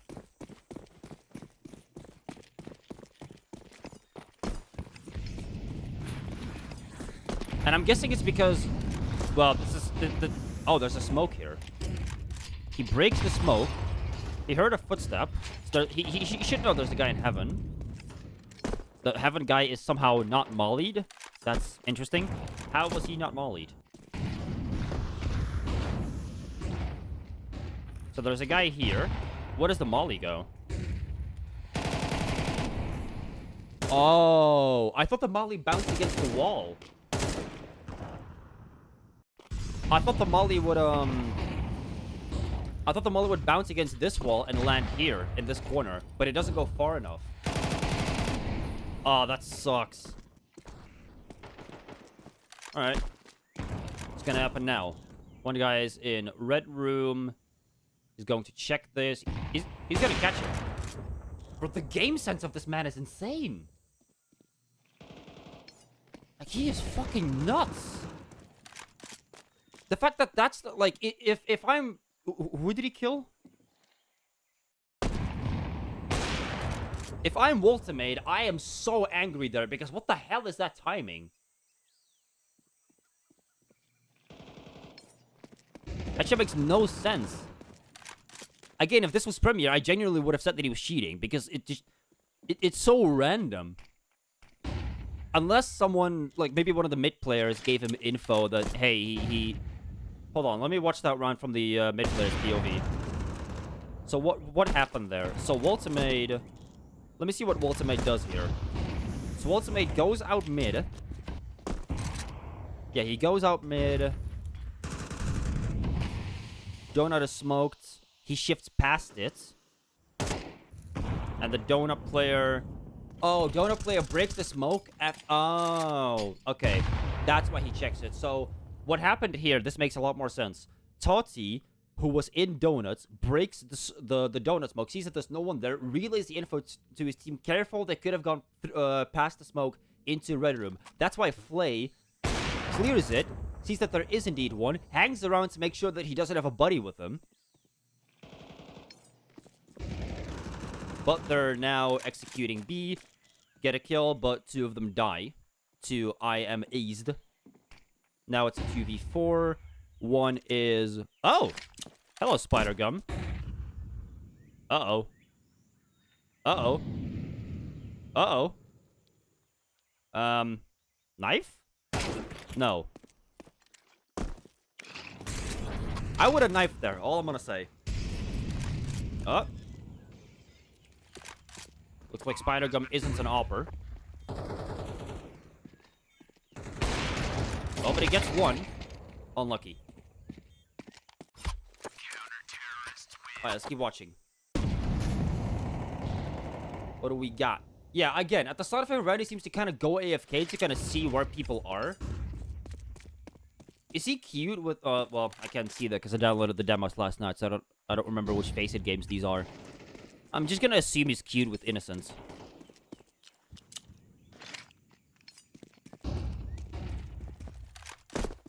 The way that he pauses... I don't know if this is true. The way he pauses at the start of the round... Right here, when he kind of... Almost AFKs. Yeah, like this. You know what this looks like to me? It looks like he's at a boot camp. And he's looking at his teammate's monitor. Who's maybe also in the game. Maybe that's innocent. I don't know. I'm just assuming they're cute together because they're both Polish and they're both pros. But what the fuck do I know? Maybe they just randomly ran into each other. It's absolutely possible. It looks to me like he's looking at his teammate's monitor to trying to figure out like where are people? Does my B player have contact? Let me see. You have contact? You have no contact? Okay. If you have nothing, then I'm just gonna go A. That's what it looks like to me.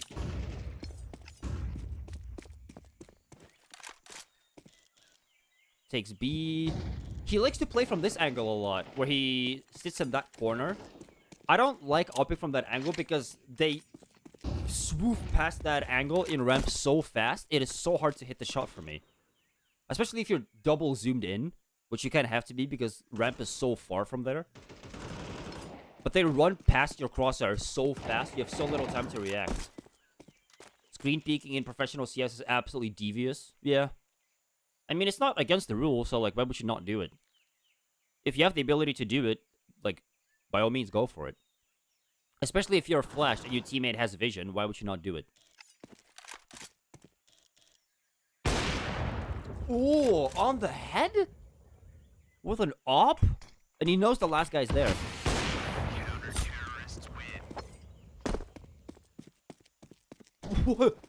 Excuse me? So this first shot... Okay, I will say he took quite a lot of time to react. I think I would have shot quicker here. But I also probably would have missed the shot. So he seems to be taking a little more time to make sure he's lined up on the enemy, and then he shoots. He takes more time to react, but he's more accurate because of it. He's just that nutty, yeah. Knows the last guy's there. He shot after the smoke was already up. I'm guessing that's just lucky. Like, he just kind of swooped his mouse over there and he just hit. To be fair, I've hit those a few times as well. It always feels good to hit the shots you're not supposed to. Because like that smoke, if it went up a second earlier, it would have completely fucked him. Nice. Interesting that he swings there. I get that he's trying to clear the this corner, this corner of ramp, but it's still risky because he could get swung from the right side. Keyword few, yeah. Okay, I actually like that he hugs the left side of ramp here. Watch this. As he goes down, right? He has info. There's a guy here. Notice how he hugs the left side of ramp. You know why he does this? Is because in the case that the T was currently right there, if this T swings ramp like this and pops up here, there's a good chance that Flay misses the shot. But because he is hugging the left side, the angle is more diagonal, so it's a matter of perspective. So because he's hugging the left side, let me hold on. You know what? I'm actually gonna pull up paint here. Let me whip up paint. So here we have ramp, right? This is the bottom of ramp. Here we have the box. Here we have this left side wall, right? This wall. Here we have Flay. Here we have the T. Okay? So what happens is because he's hugging the left wall, the T is going to be peeking like this instead of peeking like this. So because he's peeking like this, it would be the same as peeking like this. So because of the perspective, it looks like he peeks slower, right? So he doesn't just fly across your screen, which is what would happen is if he swung like this. So because he peeks like this, it's slower, and so he has more time to react. That's why he hugs the left side there. Runs away because he didn't know about Flay, and he hits the shot. Last person is in T-spawn. He's going to get the bomb. And of course, Flay has the right timing. Oh my god. Oh, he misses the shot. Ooh, he misses those. Huh. That's unlucky. The question is, does Totsi win this 1v1 to make it 8-3 for his team here on CT side? Ancient, no, he loses. Because Miss is a fucking legend, apparently. Alright, last round in the half. Let's see what we've got. He is going to insta-smoke elbow. He's going to go with his mid player. Going to flash him out of mid twice. Looks like they're playing solo mid, actually. Yeah, because they're about to go to a 3B setup again. Oh, no, sorry. 2A to B1 mid. So one of the A players actually joins Innocence in mid because Innocence has contacts in mid. He loses the fight. Bro, Miss is just a god. Miss is just a rifling demon over here. Midnight chips in with the AWP as well. They lost control of mid, so Flay rotates to red room. Hold on. Look at that adjustment, though. Look at this. Look at this adjustment. He sees him. Immediately, like... It almost looks like soft aim. If this was Premiere, he probably would have been accused of having soft aim. I'm not saying he's using soft aim, by the way. I'm just saying it looks like it. Look at this. If I slow it down. So he spots him in the corner of a screen. And immediately... That is insane adjusting. He immediately, like... Okay, this is a case of this guy has been on this exact sensitivity for so goddamn long. You can immediately tell. Because he immediately, like, without even being scoped in, right? He does not have a crosshair on his screen right now. He immediately adjusts to have this guy in the exact center of his screen. So that when he scopes in, he's immediately on him.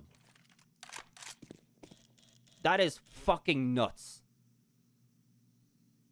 What are the T's doing? It's going to be a B hit. I am Ace is not in position. Unless... Did Ace see them, maybe? Yeah, so they're about to walk ramp. Ah, Ace didn't see them.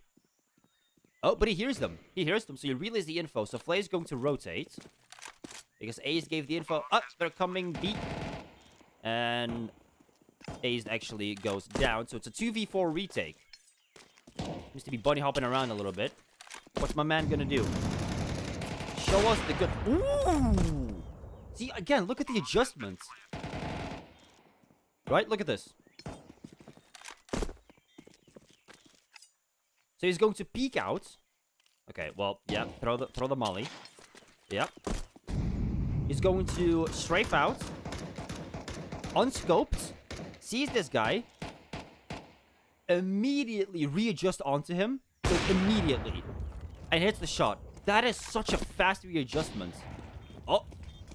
Baited the off shot.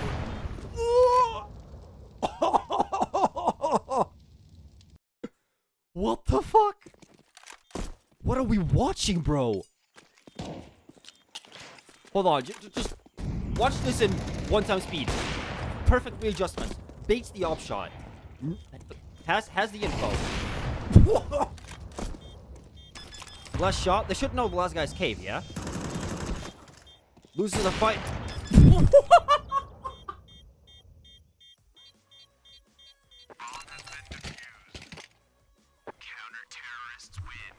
Absolutely styled on. Holy shit. Yeah. Do you guys believe me now when I tell you this is the next fucking Tier 1 prodigy? This motherfucker is nuts. Upper of the century. Yeah, bro. These are genuinely like... This is like Monacy level mechanics. I'm not like exaggerating when I say this. Genuinely, this is Monacy level mechanics. This is nuts. Let's see what the pistol is for them on T side. Is it just a rush B? I think it's just a rush B because his confidence in himself. I mean, he's 16-7. It's a 5v3 on the B bomb site. He's jumping around. 1 kill. 2 kill.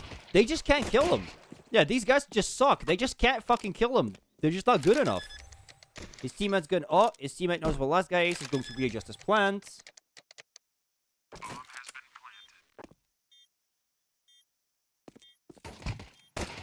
Oh!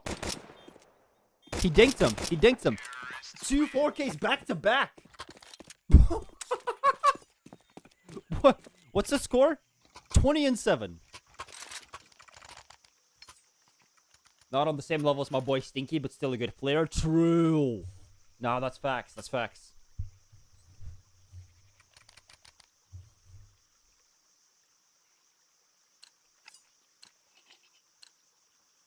Ooh. Instant smoke. On the T side. I actually should learn this. Which part is this? It's spawn number 1. The far left spawn. Because I know that some spawns on Ancients, you need to, like, walk to the side and then throw. I don't like doing those. Okay, so spawn number 1 is an actual insta for Red Room. Cool. That's good to know. I'm guessing spawn 5 has one as well. And maybe spawn 4 as well. 2 and 3, I think, don't, because they're blocked by the bridge on top of T-spawn. What? What? What is bro looking at? The fuck? That is a site molly, I believe. Molly tries to spam someone. Tries to spam out the site player. Which how close was he to killing Wolf and Maid there? W crosshair, by the way, from Wolf and Maid. This is like a 10k premier crosshair. Oh, he goes into cave when the molly hits. Okay. Yeah, oh, actually, his name is Waltermaid. It's not even Wolf and Maid. It's Waltermaid. Waltermaid has died to that setup in the past. You can tell by the way that he immediately avoids it. Because I'll probably just go to backside. Or into shorts or something. If that happened to me. Flay is just sitting here with bomb. Meanwhile, his team is trying to fake some A presence.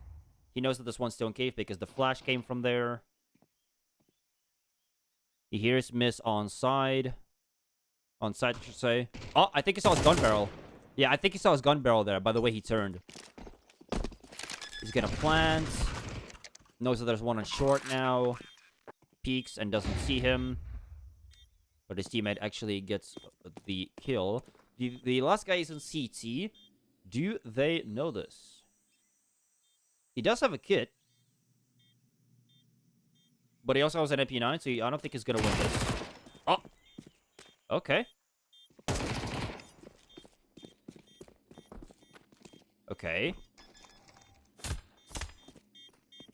Oh, he's sticking! Ultimate is sticking! No! Oh my god. That... Okay. That right there is a moment of... How do you say this in English? Wie niet sterk is, moet slim zijn. Fuck, how do you say this in English? Hold on.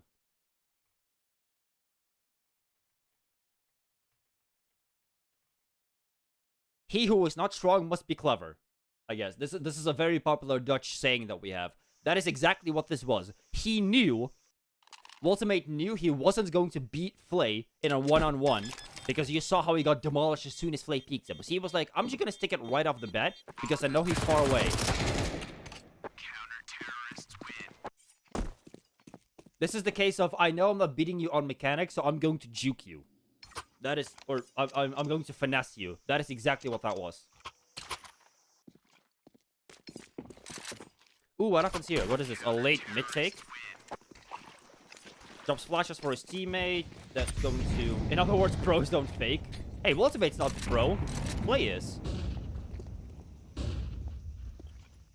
Yeah, it looks like a delayed mid-take. With no heaven control. Oh, wait. Ace is already out. What the hell? Ace was already out and they were waiting behind the smoke. What the hell was that?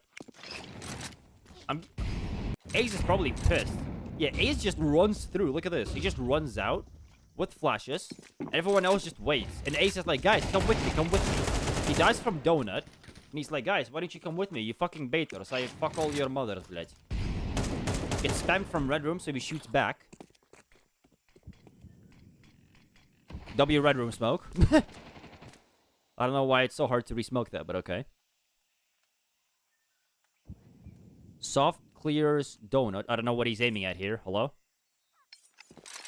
I think he's getting distracted IRL by someone. That's kind of what this looks like. Yeah, he DC'd. I think something happened IRL. Alright, let's hope he joins back. That would be quite nice. Oh, yeah, he's back. Mr. Flay with Deagle and armor. He's just very confident in his aim, it seems like. Okay. Gets a kill. And he's dead.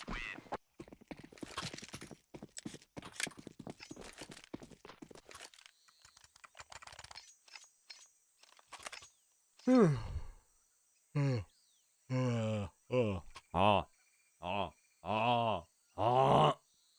know.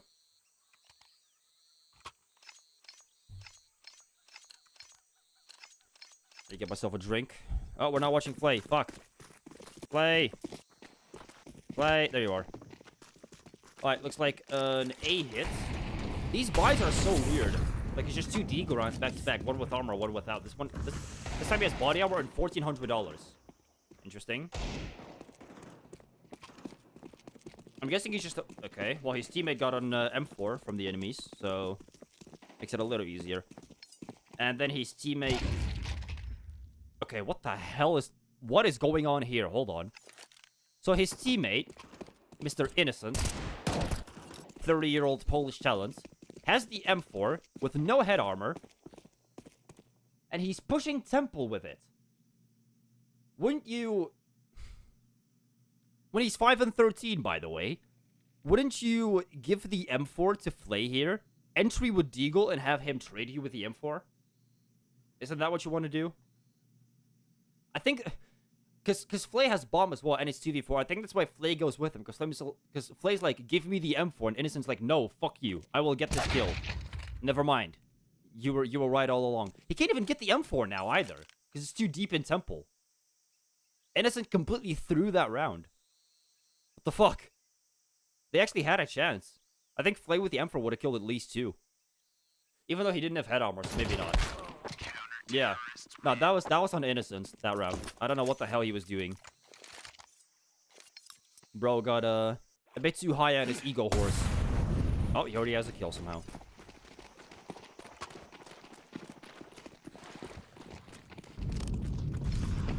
Drops the bombs. Whoa!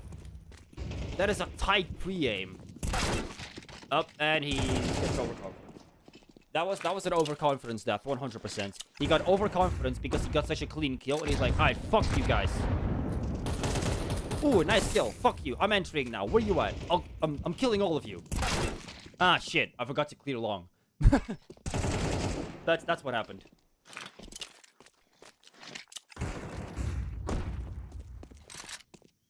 Bottom fragger mentality kicking in, where you wanted to get kills in before the match was over. Exactly. Yeah, I think that's what happened.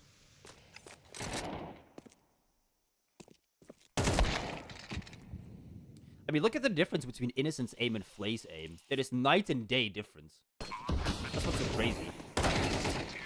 Wait, Toddy won that round? Wait, what? What? Okay. W Toddy?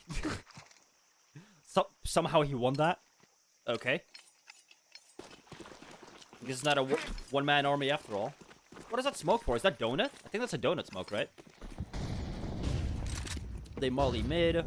No elbow smoke from the CTs. That's surprising.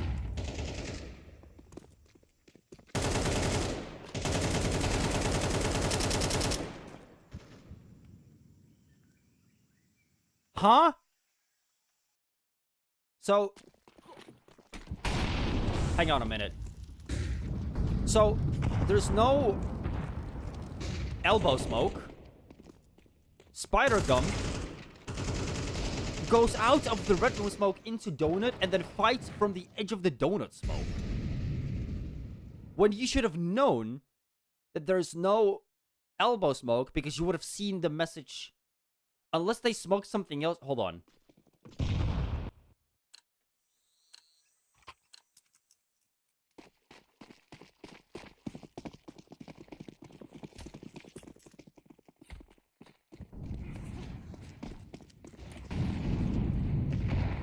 They didn't use a single smoke. Spider-Gum should have known if he paid attention to chat that nobody's thrown a smoke so far, which means that elbow isn't smoked. Why the hell is he fighting mid?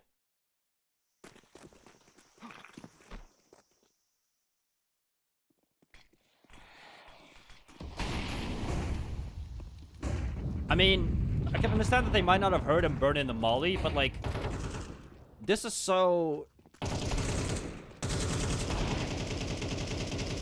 I don't understand what he was expecting. Maybe he didn't know that it wasn't smoke, but he should have known if he paid attention to the chat, because there wouldn't have been a smoke message. That's what I always look at. If I want to make sure that elbow was smoked. Oh, that's a nice trade, actually. Okay, I'll get to that in a second.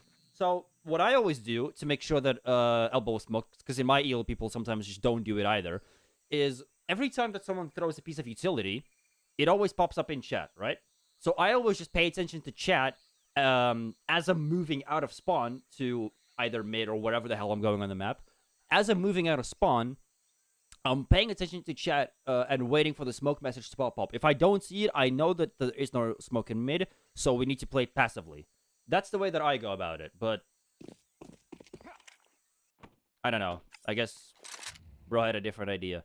So they're actually going 3 people in red room here. Flay's looking behind them for a donut push potentially. He saw his backpack. I'm pretty sure he saw his backpack there. Hold on, let me just double check. Yeah, he's paying very close attention to donuts so that they don't get, you know, completely fucked. I didn't pay attention, for God's sake. I was drinking my cola, hold on. Yeah, he saw him. No, he saw him. Okay. TC's collectively forgot how to play the game that round. Yeah, I guess. Boosted 3 kilo players POV. Oh. They know where the A player is. He is at... Brokey right now. Nope, he's at Temple.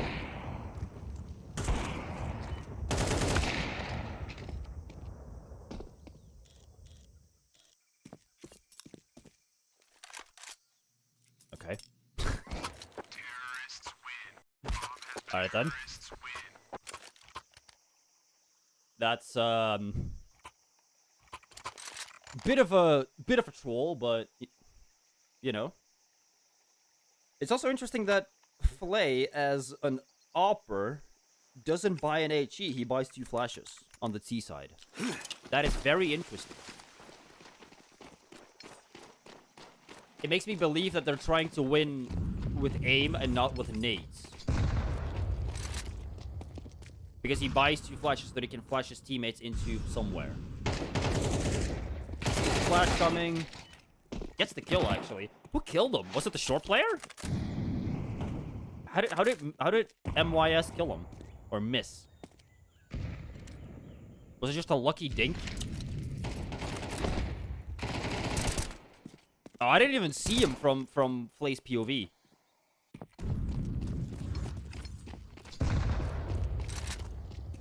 Let me see, where is he? Oh no, that was the short guy I saw, never mind. Yeah, he did die to short player. From Flay's POV, it actually looks like he had like 3 pixels to see him. But he had so much more. Yeah, unlucky. Ooh, Flay with an op. Here we go. Op on T side. What's he gonna do? I'm really curious here. What's the call gonna be?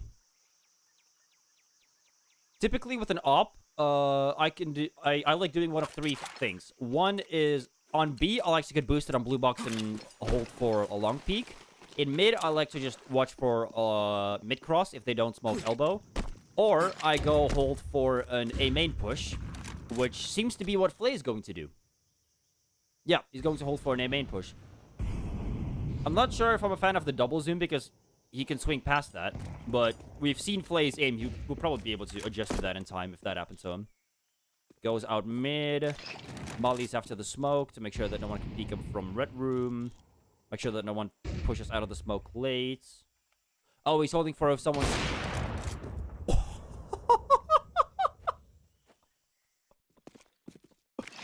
Did he double zoom there too?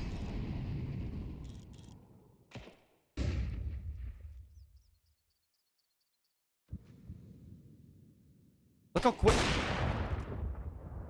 It's like his op has a magnet in it, bro. That's actually how he aims. It's like magnetic aim. Because as soon as he sees an enemy on the screen, he first makes sure that his crosshair is in the center of the enemy, and then he shoots. It's so precise. It's so pleasing to watch. Also, this op looks gorgeous, by the way. Why does it have a rain effect on it? It's ancient. What the hell? That's a miss. Oh, he reads this? Okay. He's definitely faced that fucking... Yeah. Okay. He definitely faced this double cave setup in like a scrim before or something, because he read that perfectly. This guy was jiggling. He was like, hey, if he's jiggling, that means someone else is going to peek off of his contact. He definitely got fucked by this in a scrim or like an official or something in the past. Because he read that way too well. Yep. Just unfortunate that Miss chose the fucking rat MP9 angle. I think Flay was expecting for Miss to be in one of these two corners. Either that, or he was expecting him to be jiggling from here, from the cave entrance. But he played way closer, and Flay didn't, like, expect that. It's still 2v2, though. They can still win. And Toti is alive, my clutch goat. Let's see if Toti wins this. Fuck Flay, he did what he had to do. He's 29 and 14. Holy fuck, look at the kill spread. Oh, Toti died. Unlucky. They lose the round. Unless Mr. IM8, he gets 1 kill, which I missed because I was looking at the minimap. Unlucky. Last person is in heaven. He also has an op. It's Miss. Ace doesn't give a single fuck. Ace somehow misses the jump. That's really interesting. Miss also hasn't peeked yet. What the hell? He wants Ace to peek. You just got fucking deleted, my friend. Holy fuck. I would be fuming after that. That is like, hold on. I kind of want to see what that looks like from Mrs. POV.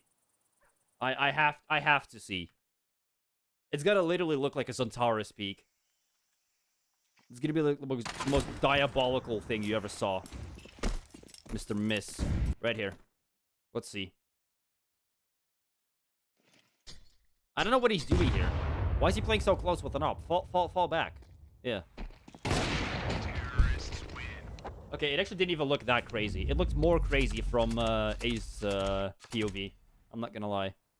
That was good though. Okay, so what did we learn from that? So on the CT side, which is what I learned most of what he does. On the T side, he doesn't really buy ops. He buys AKs and he takes some kind of map control. Right? He seems on the T side he seems to be kind of like a supportive rifler type player. On the CT side, it looks like whenever he has an op, he goes where his spawn takes him. So he always plays the rotator position. If he has the far left spawn, he goes cave. If he has the far right spawn, he goes either donut or he plays A. If he has a center spawn, he just kind of plays late in the round. Like he plays retake, pretty much.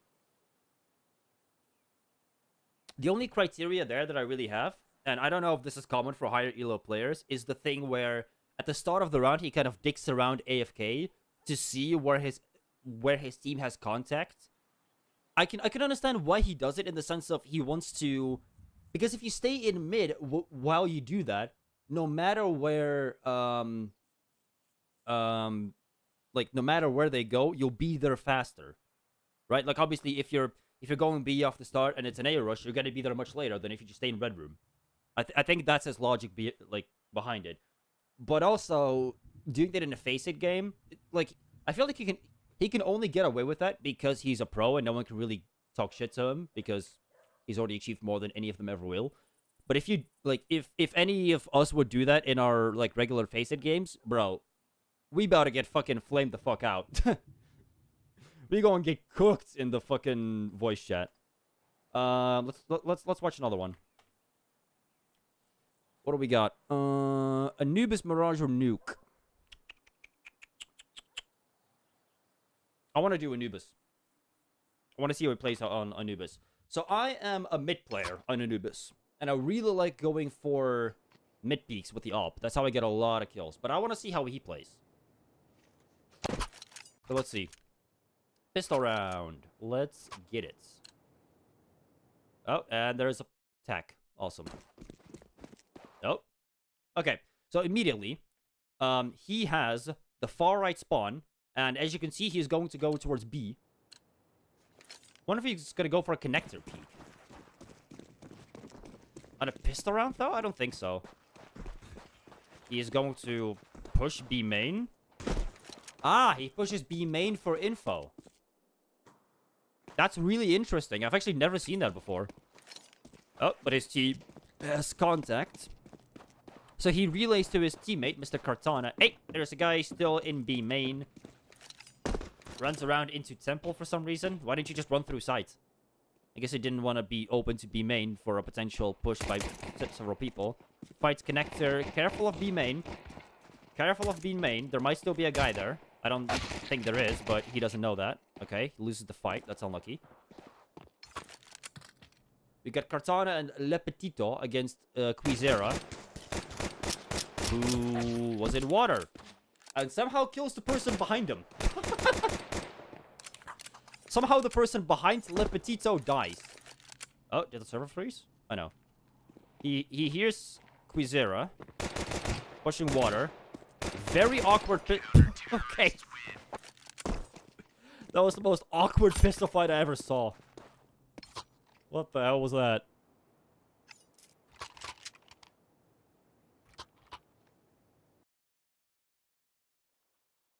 Somehow wins that? Yeah, I don't know what the hell that was about.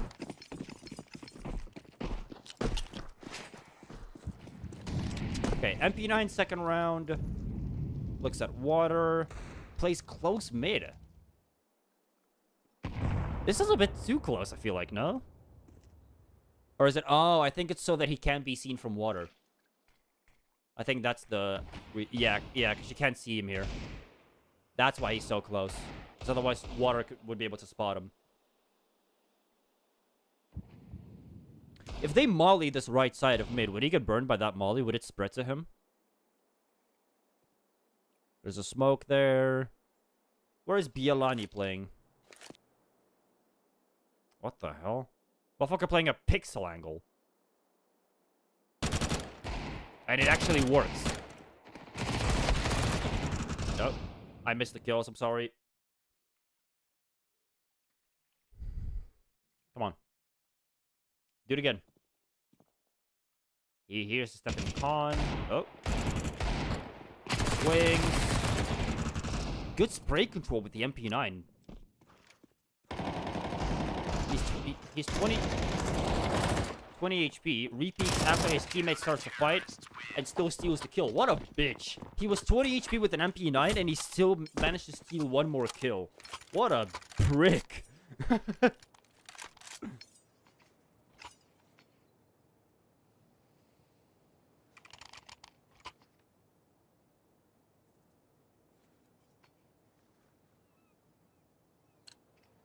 The fuck is this?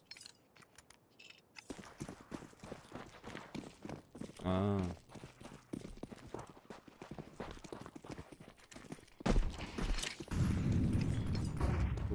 Boom.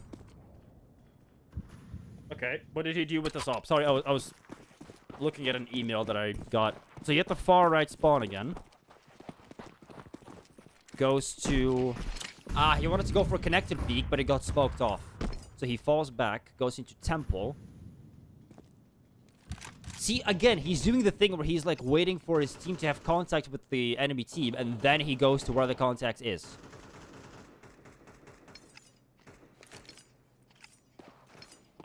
Because now he's just dicking around. He's not holding anything.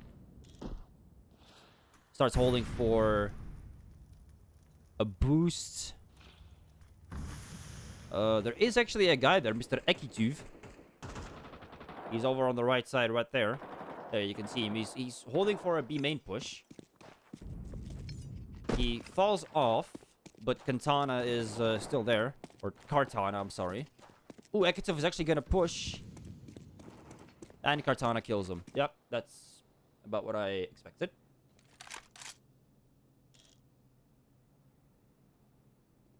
Ooh.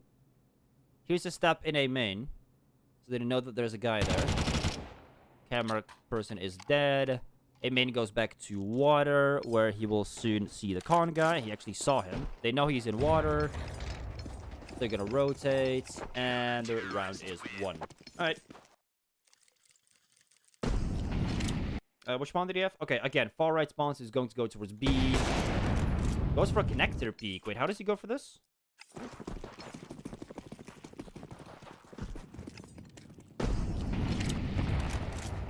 Bit of a random flash. Interesting that he peeks the left side right away. He's not worried about an op. I mean, it is the 4th round, and they've lost three in a row. I guess he knows, but, like, even with a deagle, he could still be held from stairs, but he just doesn't give a shit. He peeks the left side right away. think it's probably because he double peeks with a teammate of his. Right? Because him and this guy, Mr. Emeride, or Muride, whatever the fuck you want to call it, he peeks with him. I think he probably holds the right side for him. No. No, they both look at the left side. And Emeride actually gets dinked. That is so interesting. They just don't give a shit about anyone holding them from stairs at all. Okay. Weird. He's definitely a bit indecisive, but still a pretty damn good player. I feel like the indecisiveness is on purpose. I think it's because he wants... He stays in, like, around mid so he can rotate faster. And he's just a good retake player. I think that's his strat.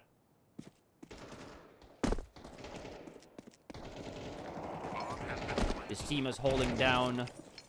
Bomb side, Katana gets 3 kills and completely shuts down the A push on his own. There's a Tech 9 and a smoke right there. I'm not a fan of having Op and Deagle at the same time, because I feel like you always want at least one gun that's that has the ability to shoot faster. But I don't know. He's just that goated, I guess. The only other pro that I know that likes having a Op and a Deagle is Ultimate. It's the only other person I know that does that. Everyone else has an Op and a P250, a Tech 9, or a 5.7. Or a USB, they just don't give a shit. Now he has the far left spawn. I think he's gonna go for a mid peek, surely. Molly's mid. Oh, he peeks the hole. But it gets Molly. Oh! Just gets fucking shit on. I want to see this from Blazen's POV. Just gets fucking obliterated. Holy fuck. Sign this guy to a team. Hello? What are you doing? My god. Also, what I've noticed is he doesn't die that much. As you can see, he only has 2 deaths, which means that he has a lot of rounds to save up money for an op, because he doesn't have to rebuy it many rounds. So that's another thing.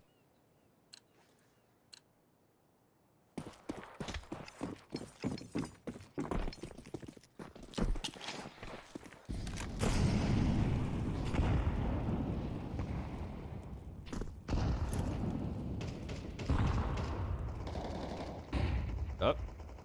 Flash through mid. Holding from the door. He keeps ADing while he scopes in, which is interesting. I mean, it doesn't seem to affect... Ooh, it's a tight flick. Look at that. Oh, he heard them push mid, I think. Hold on, I think he heard them push mid. I didn't hear it because I was talking.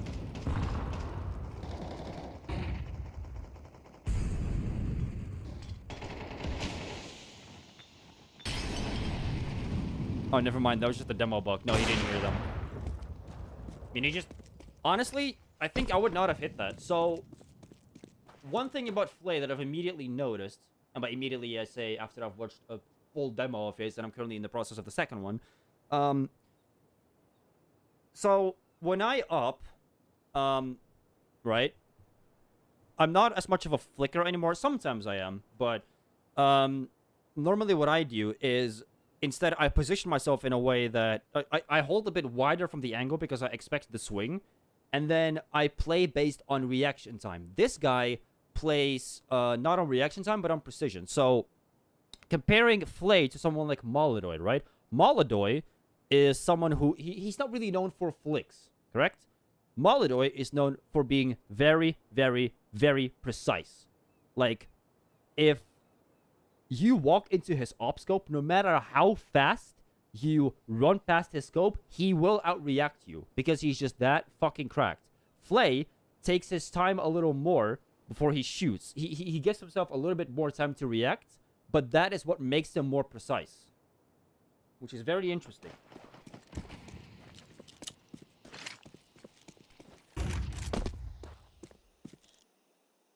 Ooh. Okay, interesting angle. I would personally hold a bit wider, but hey, I'm no pro. And we've seen this guy be absolutely insanely cracked, so maybe I should just shut my fucking mouth. Flash. Ooh, doesn't hit that. What the fuck?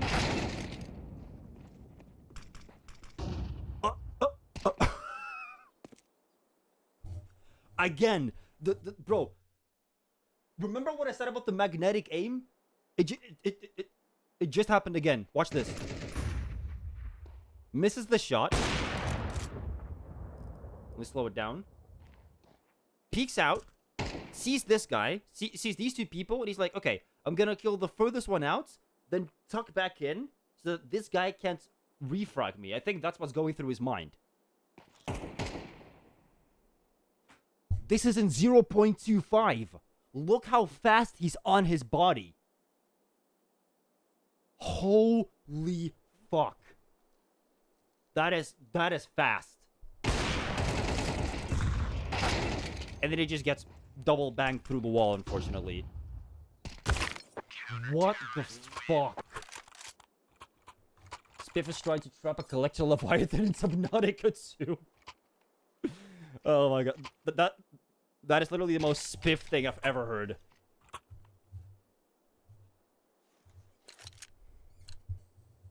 That sounds like such a waste of time, though. How would you even do that?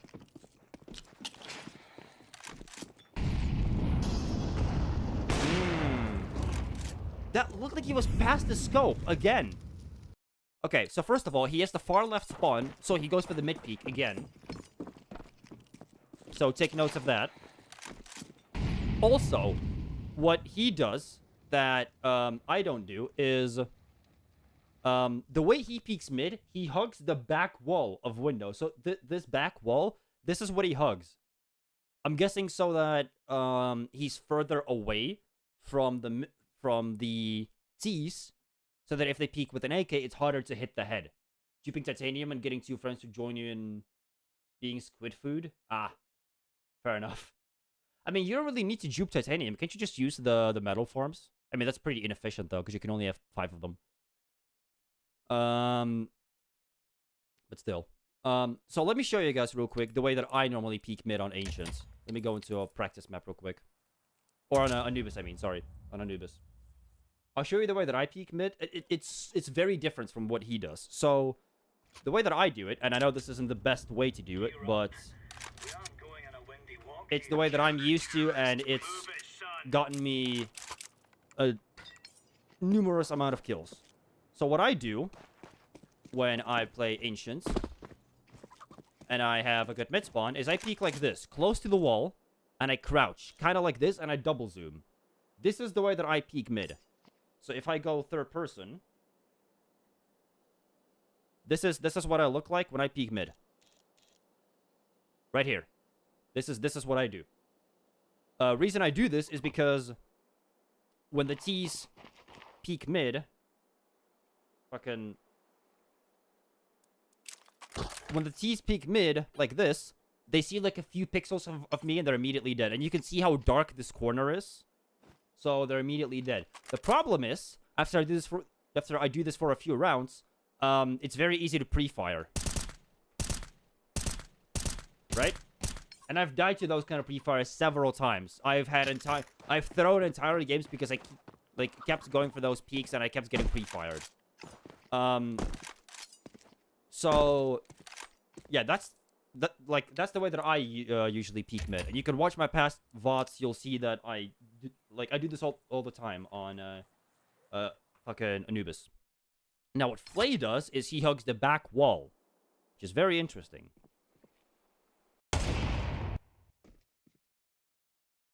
Go back, please.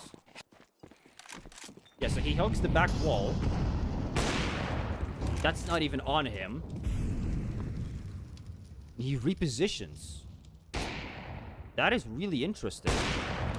He is so lucky that Hans missed his first shot because he was... Oh. Why does he push mid with an AWP? That's kind of weird. So, what's interesting about that is... The position that he takes for the second kill, isn't he vulnerable to water when he does that? So this first one is normal. I've seen a bunch of pros do that. This one, isn't he visible to water when he does this? Like, let's imagine the cone is smoked. Can't you see him in mid when he does this?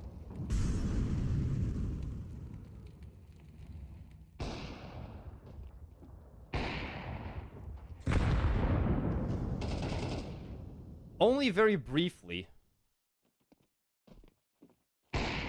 Well, you can see him if you peek from the other side, I guess. You peek, like, if you stay like here. Yeah. But I think the only reason Flay goes for this play is because Emerald told him, "Hey, I have water. You can go for the mid peek. No one's gonna kill you from water because I'm holding it." I think that's what the comm was there. Because I think if Connector did not have vision over water, I don't think Flay goes for this. Interesting. But then he dies, so unlucky. Keep watching. Another mid peek because he has the far left spawn. Throws a volley. I'm guessing the molly just to prevent... Oh, nice. Okay, yeah, so he peeks... In mid, he peeks 3 different ways. Oh, that's an unlucky timing. Re-peeking that is crazy, I'm not gonna lie. If Apox peeked a second sooner, he would have had him dead to rights. But, so in mid, he peeks 3 different ways. He peeks mid, where he hugs the back wall of window. He peeks from in front of the mid door, and he peeks the right side of mid from there. Or he peeks water through that hole. That's the 3 peeks that he goes for. I never go for the like I've went for both of these, the one from window and the one through the hole. I've gone for both of those numerous times. The one that I've never gone for is where is it? The one that he did last round. Where is it? This one. From this angle. From this angle right here, where he's like in front of this. I never go for this because I'm worried of someone hogging the right side of mid and scaling up and then swinging me. That's what I'm afraid of happening because you can't see that because your the left wall is too close, so you wouldn't be able to see that.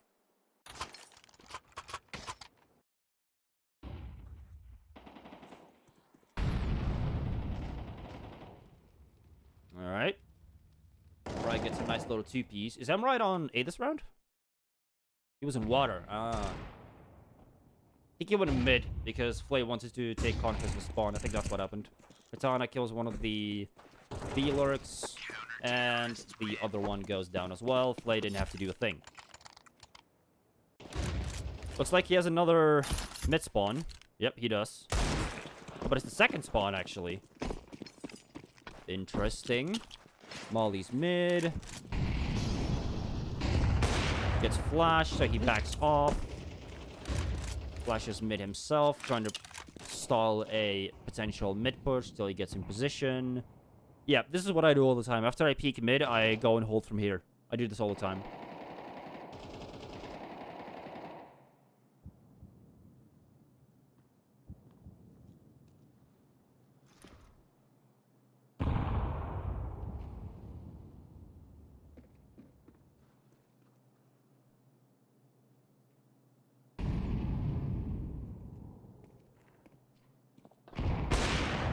Oh, you got a kill. What happened?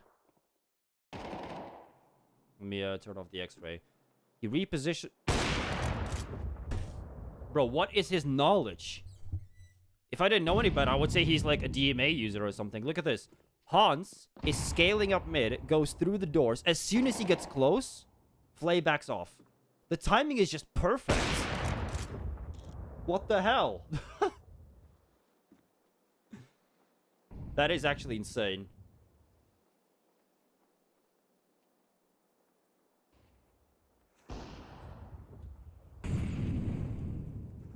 Just keeps holding from camera. Sets to re-aggro mid in a 4v3, which is interesting. I think Cortana might have seen the bomb outside. Ooh. That was almost on him. And the last one's in con. He's going to peek from...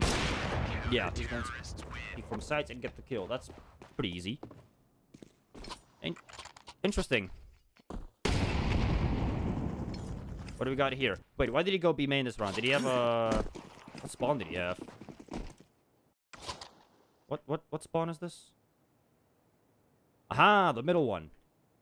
Okay, so with the middle spawn, he smokes stairs.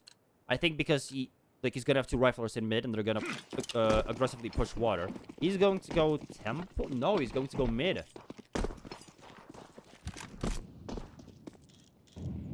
He actually goes for the mid peak, realizes there's nothing there, immediately backs off. I think it's because of... I think Katana heard something in B main. Okay, Blazin deletes Katana through the smoke. Interesting. He holds the edge of the smoke. He hears the connector guy. Smoke gets blown up and he doesn't see anything, and he backs off. And everyone dies. That's unlucky. Is this a Jame time? This might be a Jame time. There is one guy still on A. Somehow the bomb is still not planted because it's outside of B main. What? They sent Akitsuf to retrieve the bomb. Oh, he heard Quizera. Oh! Oh! Wait. Look at this. So he hears him, backs off.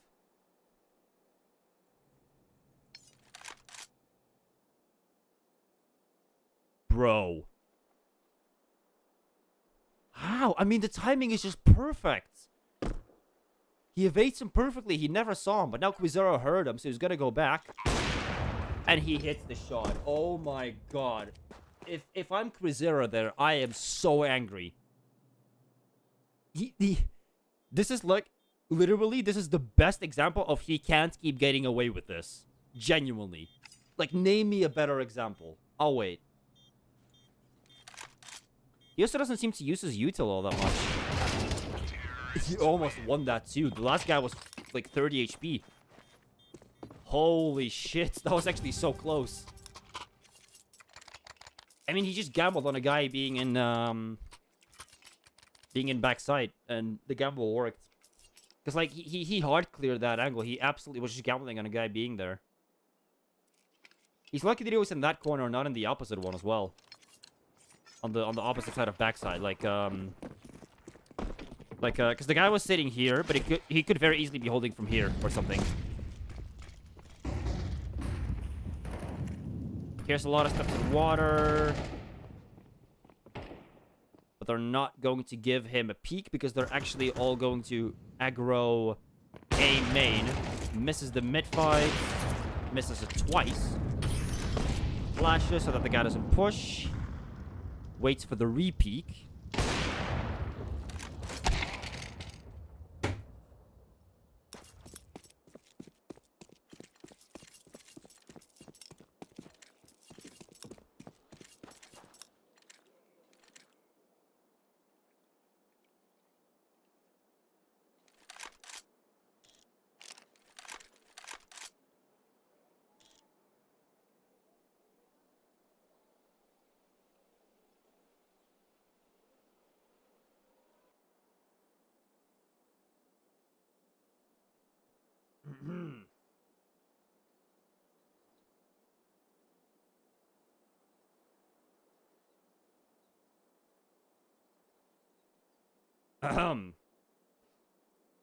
I'm sorry, hold on.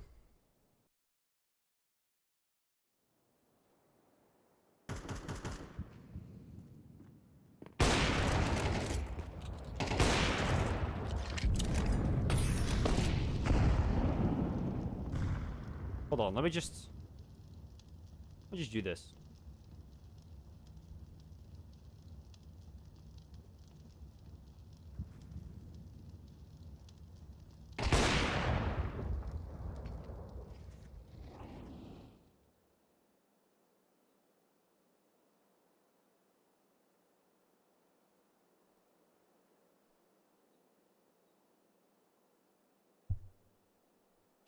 Chat, just so you understand, I hit a shot like that once in my entire life. Once. Of that, like, caliber of flick. I did that one time. In a very old ESEA match. This one. Our second. Let me try to find where it was. It was... Hold on. Like, at this point, I have to show it. Wasn't here. Wasn't here. It was in a round where I got 3 kills. Not this one. Or is it this one? No, this is the one where I no-scoped in point blank. Or not no-scoped, but quick-scoped. Oh, it's this one. This is where I had a similar flick. Hold on. Let's just watch this back one more time. And then we'll watch the one that I hit.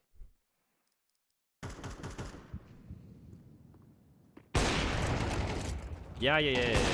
Blah, blah, blah.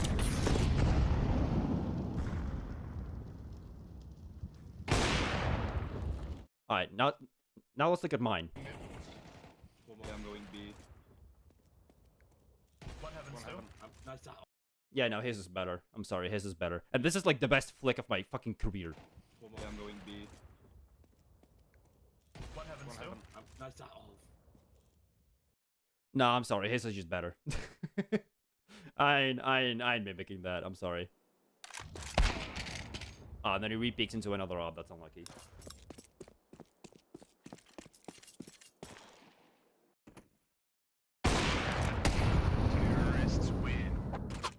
Alright, T side. Let's have a look. What do we got on the T side? What do we got? What do we got on the pistol, actually? I'm curious. What are they gonna do in the pistol? So, I on the pistol like to just call an A push, where I smoke heaven and flash them into sight. That's usually what I do on Anubis pistol, because A is always weak on the default, because they play 2B to mid 1A. Like this, except they played 3 mid for some reason. I guess for a quick rotation. Yeah, I think they're playing 3 mid for a quick rotation. A main gets smoked off immediately. I think they're baiting a rotation by spamming the smoke. I think that's what they're doing. I mean, Hans hears all of this. Yeah, so he calls the rotation. I don't like the walk in water here, to be honest. I think you just run this, no? Because now there's already 3 people here. That's 1. I don't know why Quizera isn't fighting, though. Now he is. They're actually still gonna win. They know that Quizera is still in B main. Flay finally gets a kill and gets deleted by Quizera, who no longer has ammo and dies to Katana. I don't know why Quizera didn't fight with this team there. I think at this point they were just already tilted because it was a 9-3 half. I think that's probably what happened. They're already like tilted at each other because it was a 9-3 half. They're like, "Fuck you guys," blah. And you know how FACEIT goes. So, second round after pistol, Flay buys AK armor and has no money for nades or anything, so he just wants kills with nothing but his aim, and he gets one, because Hans for some reason drops water. What the fuck is Hans doing? Das ist Hans, ja? Du hast eine Diegel und zum Armor. Ah. He drops into water because he didn't see anyone, because Flay was behind the pillar. Very unlucky. Okay, that makes more sense. He thought no one came water, but he just caught it unlucky timing. Yeah, that would piss me off as well. But that's why, like, that's why you hold. I don't know why he falls down. Just hold from up there with the eagle, no? I don't know why I'm trying to give advice to 3K yellow players, by the way. Oh. If Legends fucking... Okay, nice. I don't know why Bielani didn't fight with him right away. The fuck was Bielani doing? Okay, so Flay gets a kill. Yolani took so long to start fighting with Flay. Just kind of goes to show, like, the difference between pros and just casual 3K ELO players, you know? What? How is Flay doing? 18 and 8. Nice.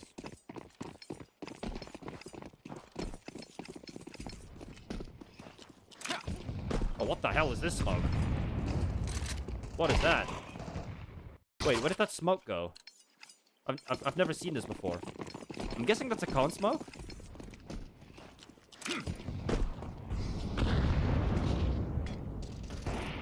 It is.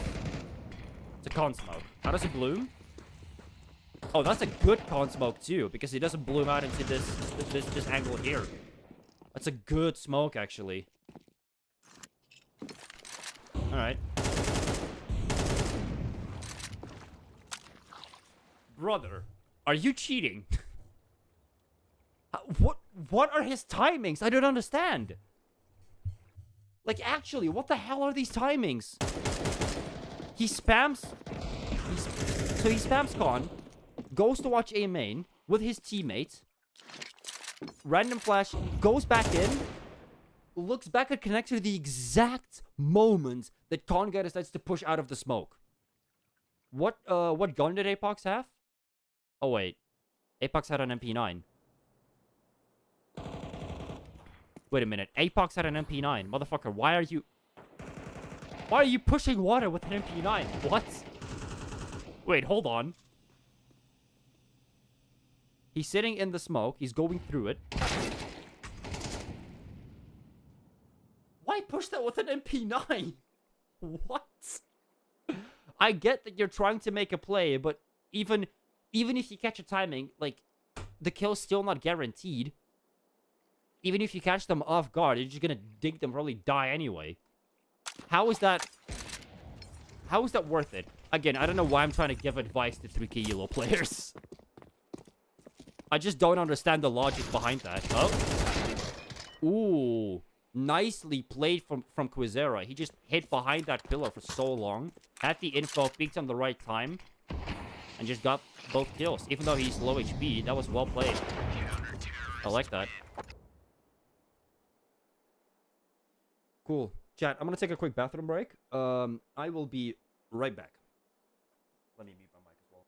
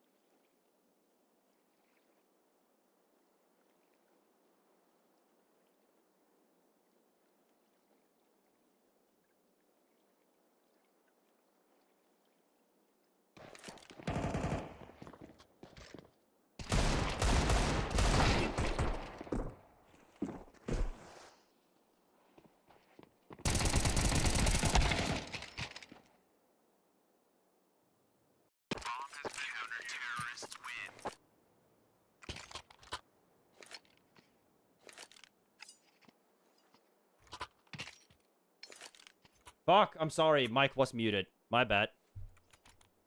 I was saying that for, where is it? For, this round, right? The one that we just watched.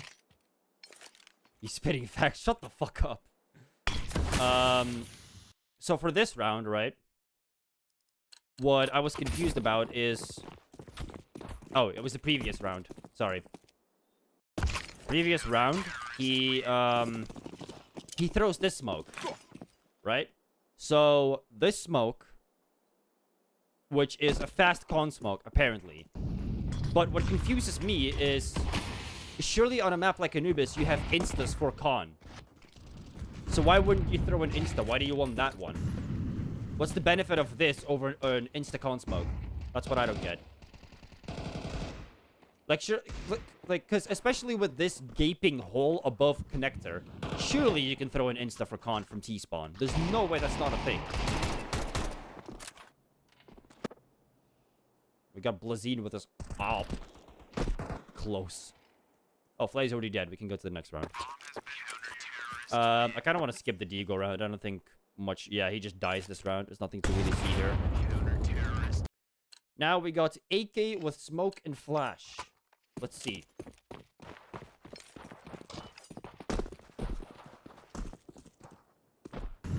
Shift close to B main. Ah, because he's waiting for a B main push. Interesting. Did he hear that? How did he... Bro, this game sense is something else, I'm telling you.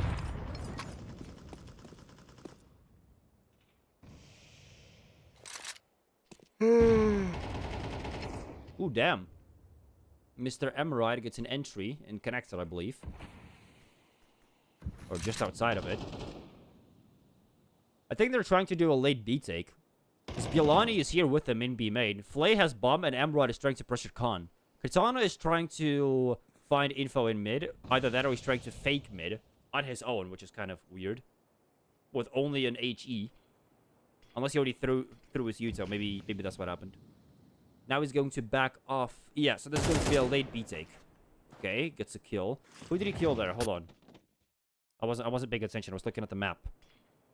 Who did he kill? Checks jail first, then CT. He crouches every time he peeks. He catches temple. Waits for info with a molly. Ooh! You see what I mean about the magnetic aim? Like, that pre-aim was insane. He spots the guy backside and his crosshair is immediately on him. Watch this.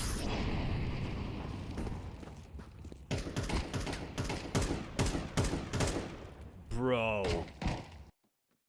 Again.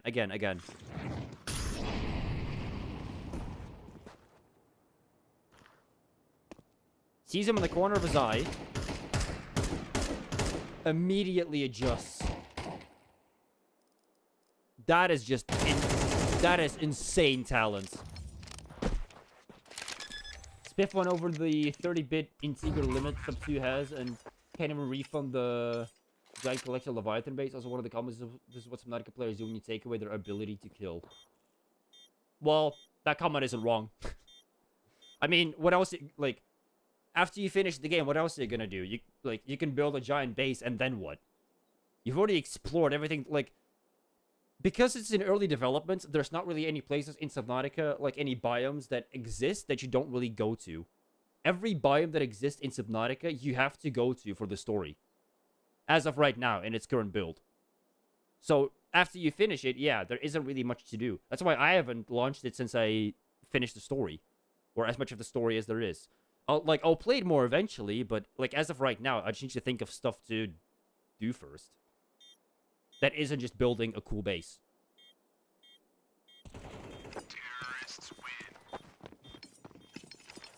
There was an op underneath him, but he doesn't want it. Because he wants to be aggressive on the T side. That's interesting. So he does kind of like what I do. And what people like Modesty are doing as well. Where you don't buy ops on T side, even though you are the opper. Because ops force you to play the T side more passively. And if the CTs aren't pushing anything, it just becomes a nightmare to play. It's going to be a future investment rather than a full game. Well, yeah, that's what every early access game is. Also, I don't know why Hans does the same fucking thing. Motherfucking Hans. Like, can you not? What are you doing, my friend? Here comes Hans. Down to water. But he hears people, by the way. He hears all these footsteps. He's like, oh. I'll catch them. I'll get myself a kill. And Flay is still there. Hans is so mad right now, and it's entirely his own fault. Because I don't know what the hell he's doing. Alright, they know there's one backside. There's two backside, actually. All 3 CTs are on B sides. This is actually the wrong gamble for the T's. But Biolani gets an entry. They hear the steps. And that's it. Nice. Well done. Alright. Let's watch another one. Do you guys want Mirage or Nuke? You guys decide. I want to watch one more. Do you guys want Nuke or do you want Mirage? Which one do you guys want? I'm down for either. I'll take a quick drink in the meantime. Which map is the last one that we do? Mirage? Bet.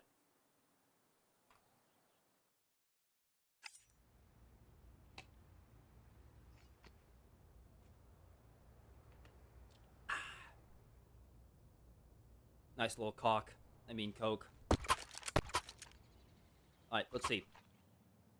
Pistol. Let's go. So, Mirage is my best map, statistically. I wouldn't say it's my favorite, but it's probably my most consistent. So, let's see what they do. Looks like they're just going 1 mid, 2 A to B. Interesting. Huh. Okay. So he doesn't use the Monacy angle, where you crouch and you hold window on like a pixel angle, basically. He falls off mid early, plays 3B. They basically give them mid. What the hell are the T's doing?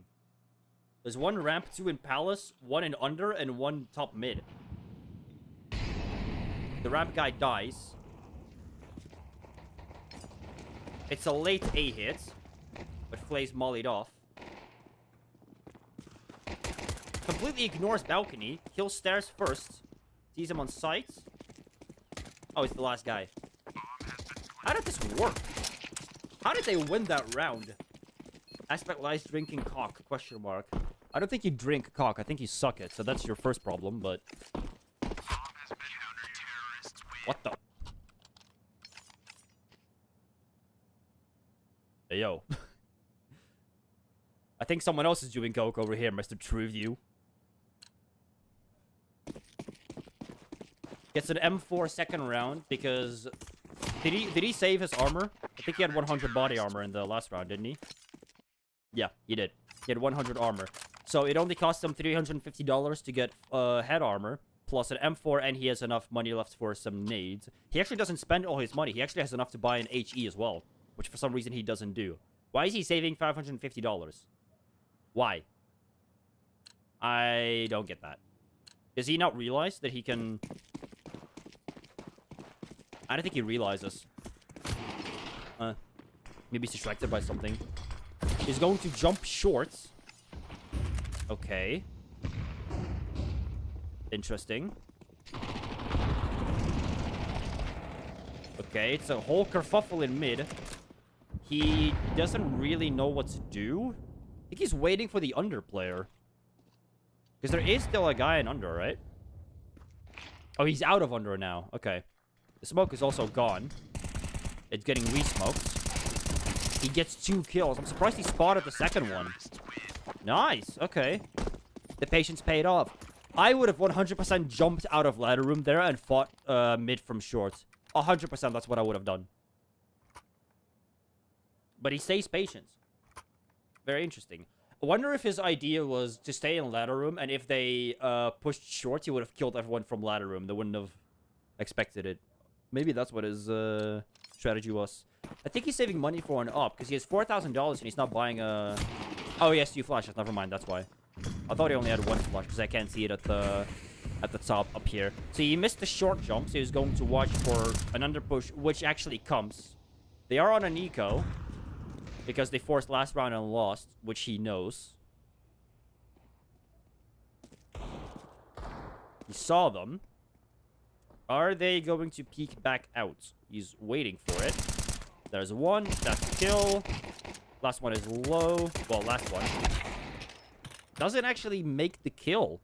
How much did he hit him for? The guy's 11 HP. 6 HP make that. Well, at least it's good for the ADR. At least his ADR is fine. Because that's like, what? Almost 300 damage. That's like, what? 290 damage in one round? Now he has an op, but once again, no HE. So if they smoke window, he has to ask his teammate or someone to smoke mid for him. Oh, it's because he doesn't actually want to fight it from window. He wants to jump out of mid and almost gets fucked over by it. Pulls Palace, which gets mollied. Okay. Still gets a kill out of it.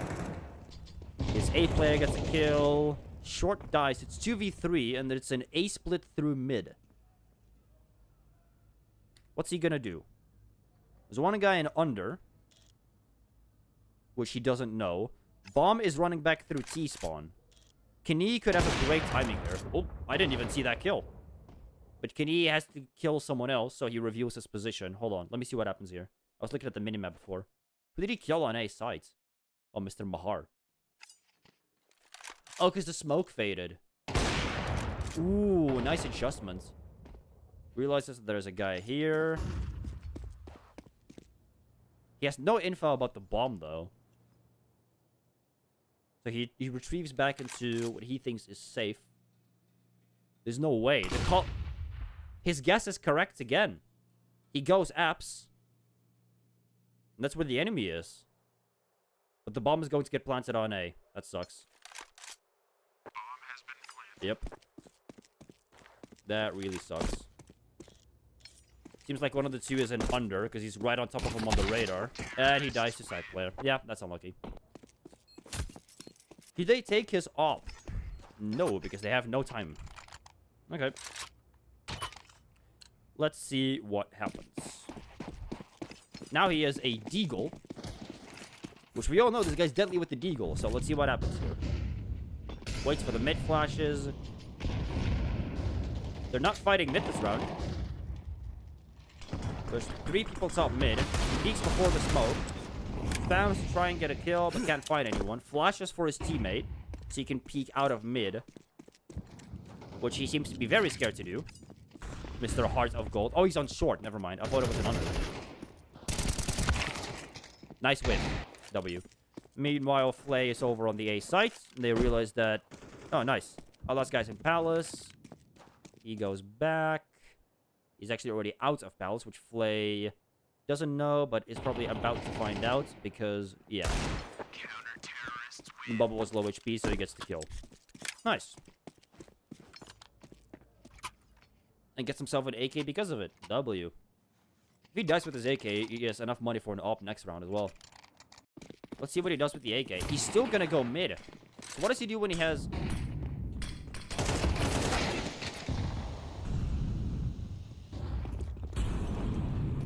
Nice. Gets absolutely fucking obliterated. Wait, what? Where did all his money go? Didn't he have money? Didn't he have 4K last round? Sorry, what the fuck happened?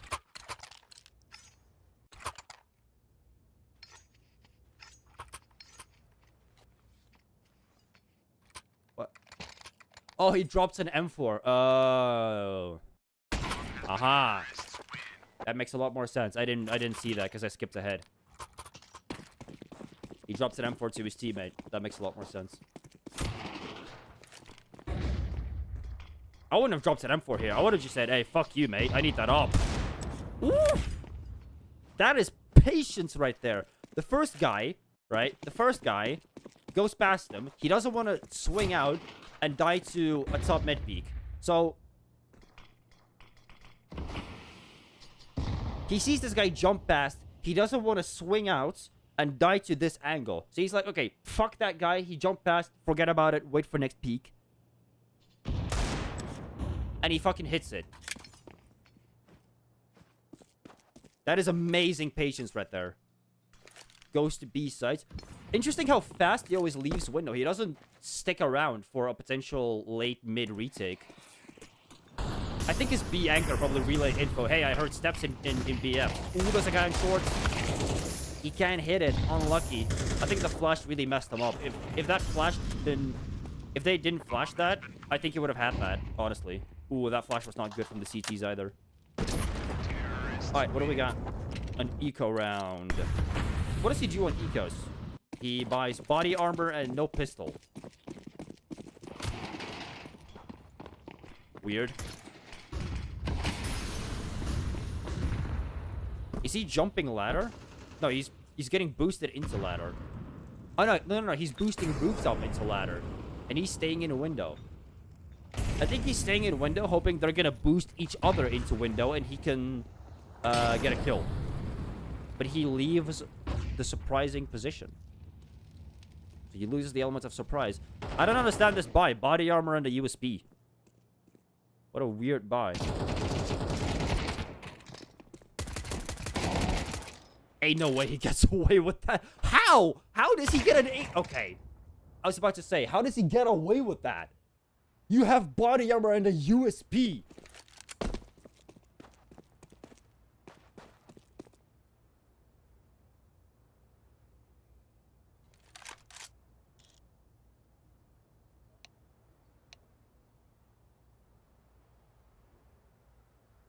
Flay, I Glock you, you USB me. Yeah. Nice.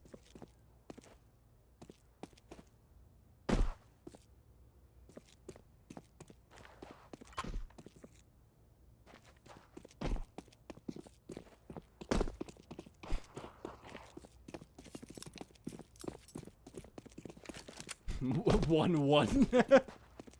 Oh, spit everywhere. Ew. Next round. What do we got? Ooh, he might glass cannon this. He has enough to glass cannon.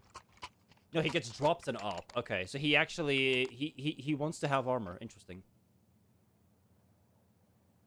I would have just glass cannon this shit, but... At my elo, no one drops ops. People only drop M4s. If you want an op, you need to save up port yourself. Those are the rules at my elo. That's just how it works. He does have a nade this time. He can break open the smoke. Is he going to do it? No, he's going to leave and rotate to CT when there's nobody on A.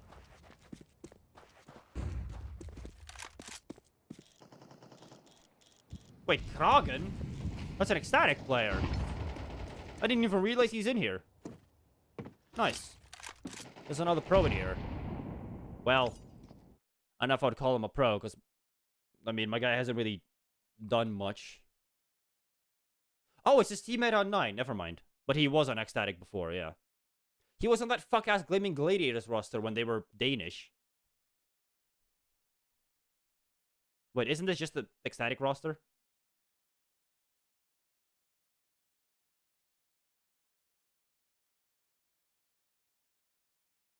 Yeah, most of them went to fucking ecstatic. That's funny. I didn't know Roy retired in only 2025. So recent. I thought I was retired for way longer. Anyway, sorry. Getting sidetracked. Mr. Flay. Oh! Knee got boosted into window. Flay is aware of the possibility of this, but he leaves window. Knee is going to stay in window, going to move his way towards jungle. Flay is going to fight connector, misses his shot.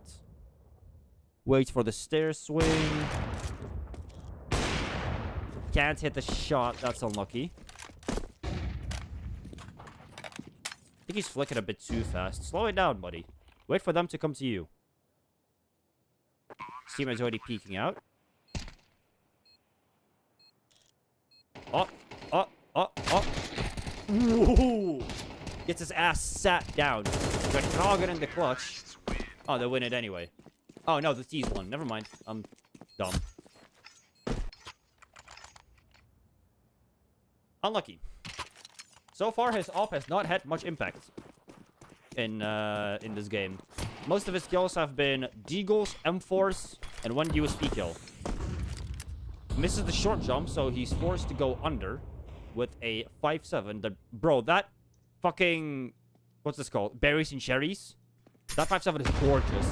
Ooh, he eats that nade. Does he get this kill? He gets 2 of them. I opened the map at the wrong time. Let me watch that back.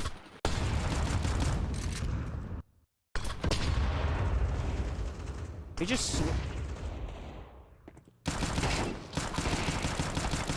Okay, that is entirely the second person's fault. What the hell was that?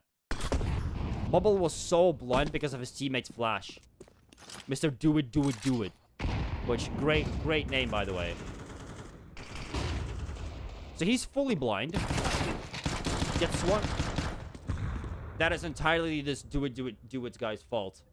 I don't know what the hell that flash was. But also, I will say, it's his fault for flashing his teammate, but also, why are you holding close like this? Wouldn't you have a better chance of killing me if he held wide from this wall? Like, it's an AK against the 5.7 with no head armor. Right? Yeah, he has no head armor.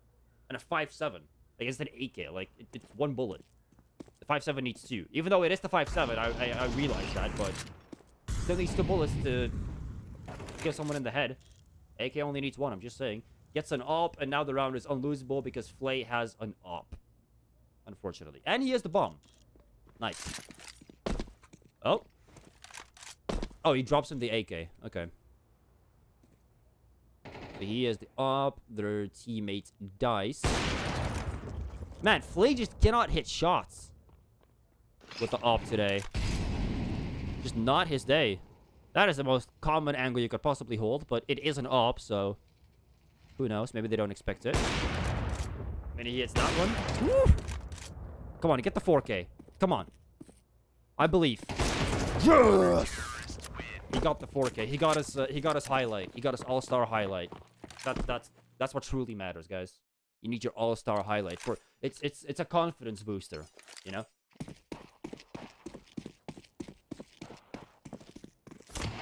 So far, just despite playing window, I have yet to see him kill a single person from window.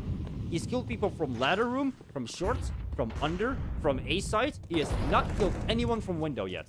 Actually, no, he had 1 kill with the deagle. That was the only kill he got from window so far. But it's working. It's 5-5, and he is top fragging, 15-6. Goddamn. Meanwhile, Kragen over here is 6-6, so, you know, there's that. Alright. Rooftop goes down to Mr. Kani. He is very actively holding Palace, and his A-side player dies from ramp. I think the guy that pushed A knows that he's here because he burned in the molly. I think he's close enough for that. Oh! Nice. Oh, I think he's lagging a little bit. You can see him like teleporting around a little bit. Oh, that was his teammate. I thought that was an enemy. Connie gets a kill from window. Man, Connie is just carrying this round. Oh, he misses that.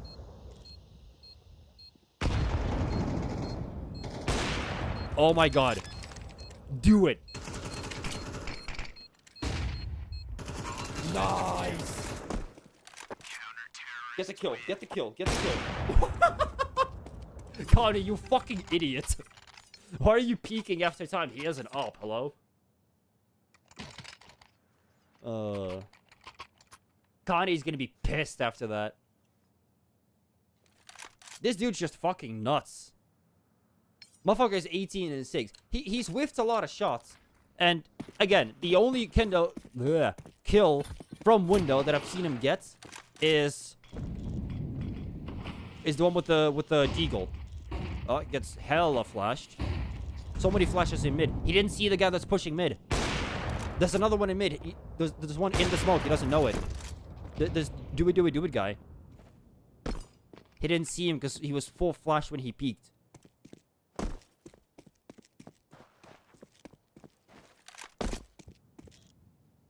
One guy's looking at Tetris. half's over. All right. 19-6. No one else on his team has even 10 kills. If this happened in my game, I would be pissed. Because imagine having to do that much work for 30 elo. Like, fuck.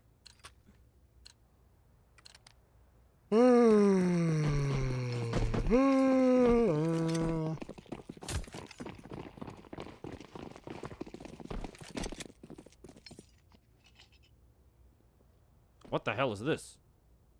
What is this? Where does that smoke go?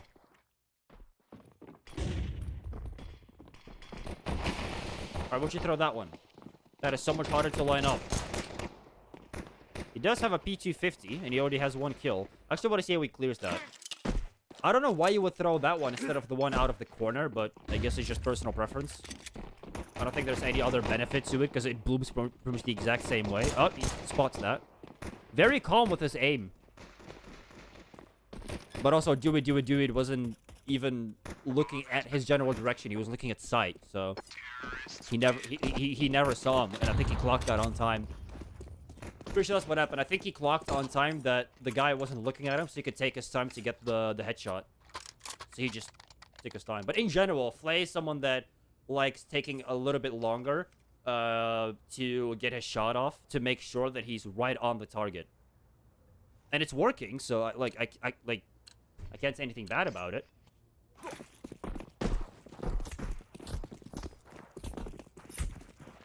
Now we're on the T side, and he has a Galil, second round. Why do people do that? Why do you hug the back wall to peek window like that?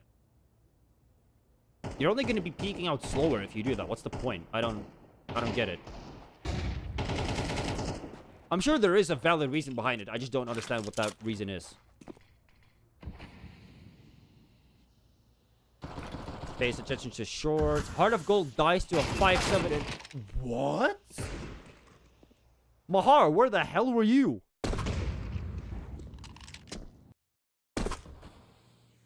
Oh, did he jump window at the start?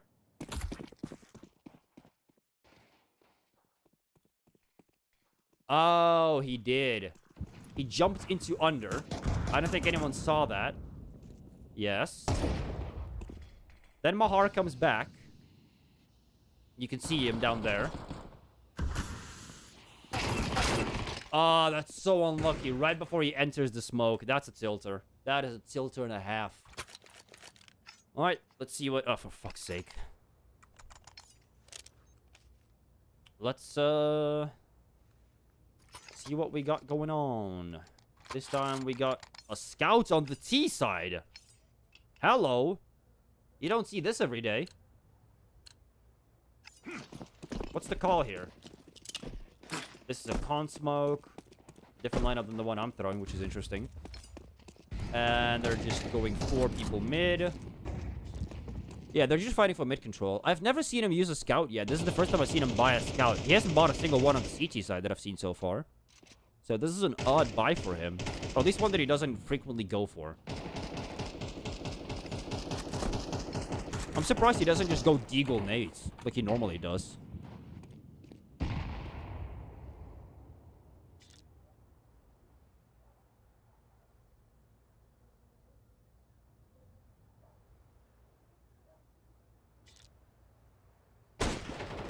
What the fuck?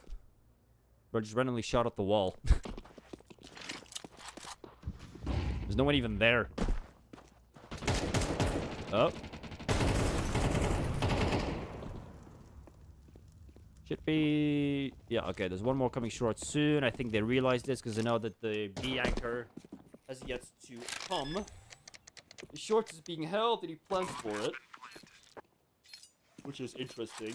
I'll plan for ramp here because there could still be one short, but alas, these guys have different ideas, which is fine. Different ideas is good. There's one in apps, one in kitchen, and it's game time. So what do we got? Rooftop kills Kani, and Kragan goes down. Or Kragan kills Mahar, sorry. I am getting tired, holy shit. I've been live for almost 4 hours. Probably end the stream after this. What else we got? A Famous. Hello. Okay, doesn't really know what to do. Gets the bomb and comes mid with his team. Looks at the wall, probably playing anti-flash. Don't know why he has a FAMAS, but I guess he's just trying to save money for an AK next round. Because he could have bought an AK right now, but I guess he just got dropped on. So he's just like, fuck it, I'll use this. Why not? Did someone get boosted into window? Yeah, he did. I was like, what did I see in the window smoke? I saw legs. I was like, what is that? That is... Oh, here's the CT. His teammate fails the entry and he gets team flashed. But he still gets the kill. Ooh. Gets an AK.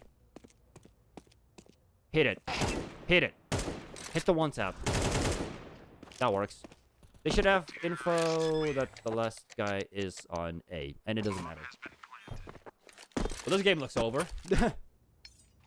5-11. If the CTs don't pull around out of the rest right now, it's cooked. Because they cannot buy after this. Yeah.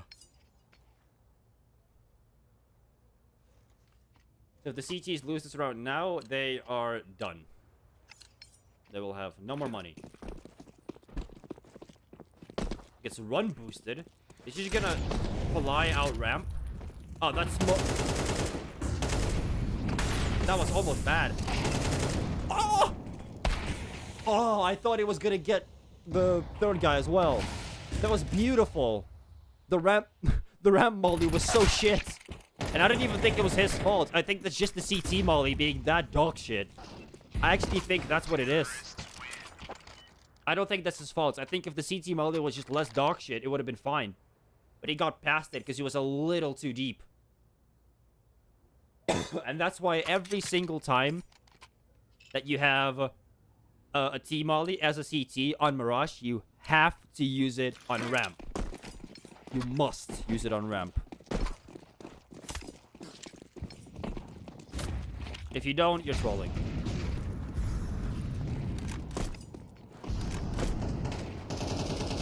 Ooh, the die to shorts.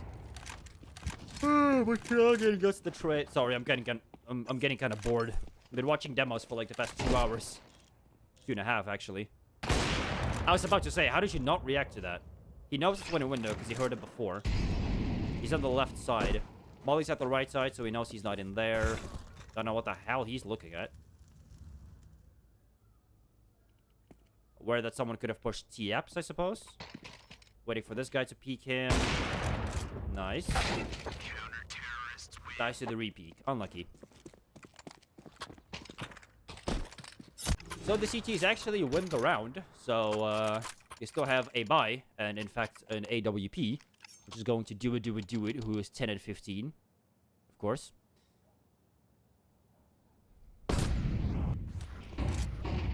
Oh, wait. Flay has an AWP this round. Hello. And he has the second best mid spawn. What's he gonna do with it?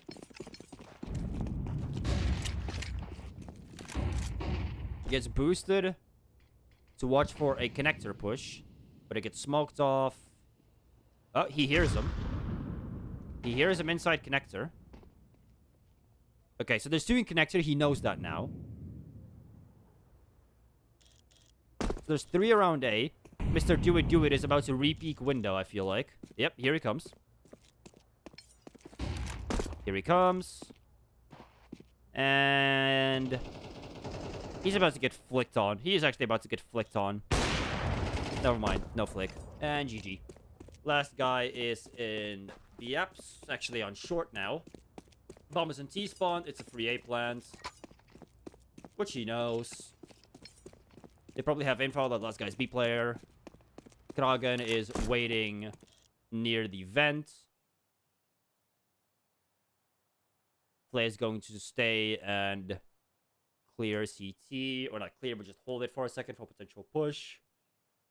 Kragen is in CT now, so he knows that there's no one there. Because Connie is still over on the B bomb site. Can you please hurry up and plant the fucking bomb? It's last round, Connie, what the hell are you doing? I guess he had no info. I guess he thought that it was maybe still a late B hit. think the gamble in it was wrong. He actually tried to hit him there. Didn't work, though.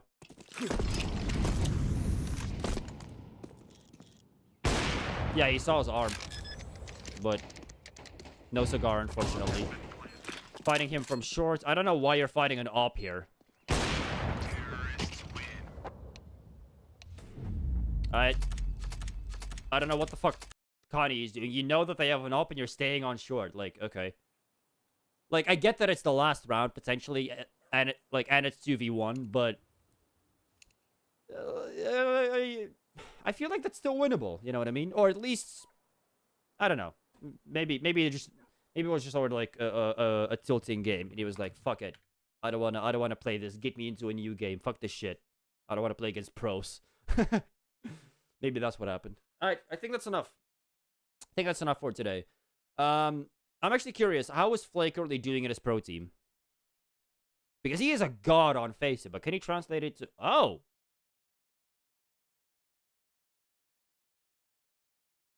That's not great. Who are they losing to? Couldn't frag against Misa at all.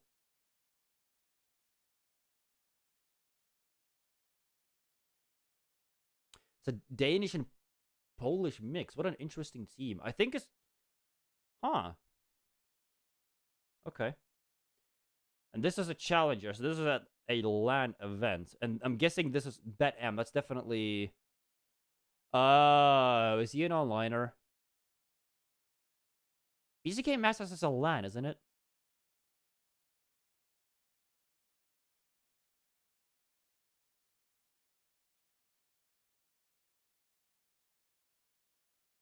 Oh, no, it's online. Never mind.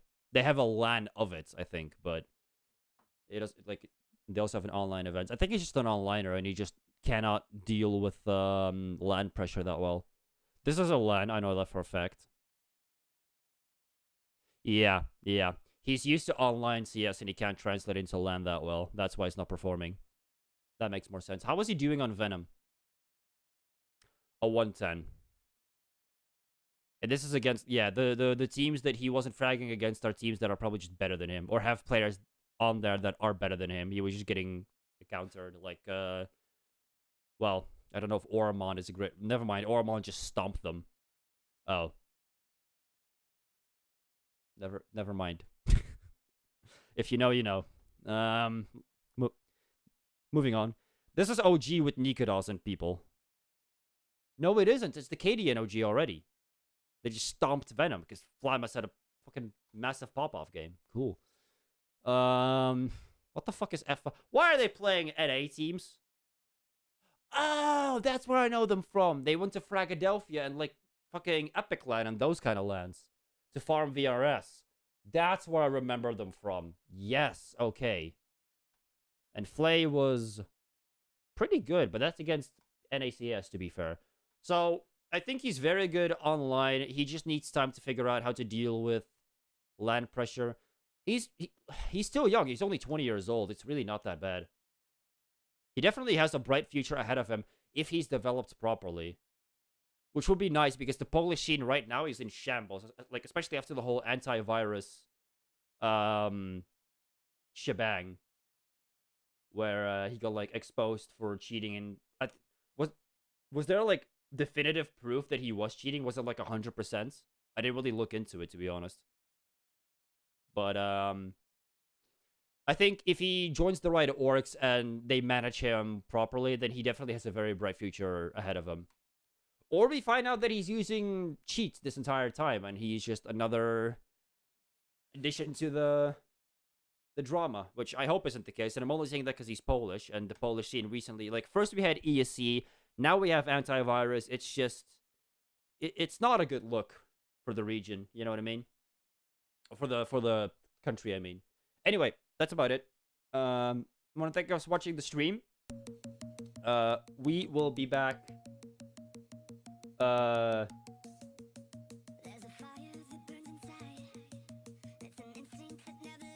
My mind just completely stopped. What the hell was I about to say? We'll be back on Sunday with another stream. Obviously, content will keep rolling out in the meantime. I do have second channel content cooking up as well. So stay tuned for that. I need to upload the Cars video as well on the second channel. I just need to make the thumbnail for it, which I haven't done because I'm lazy. Anyway, I'll see you guys later. Have a good night, and bye.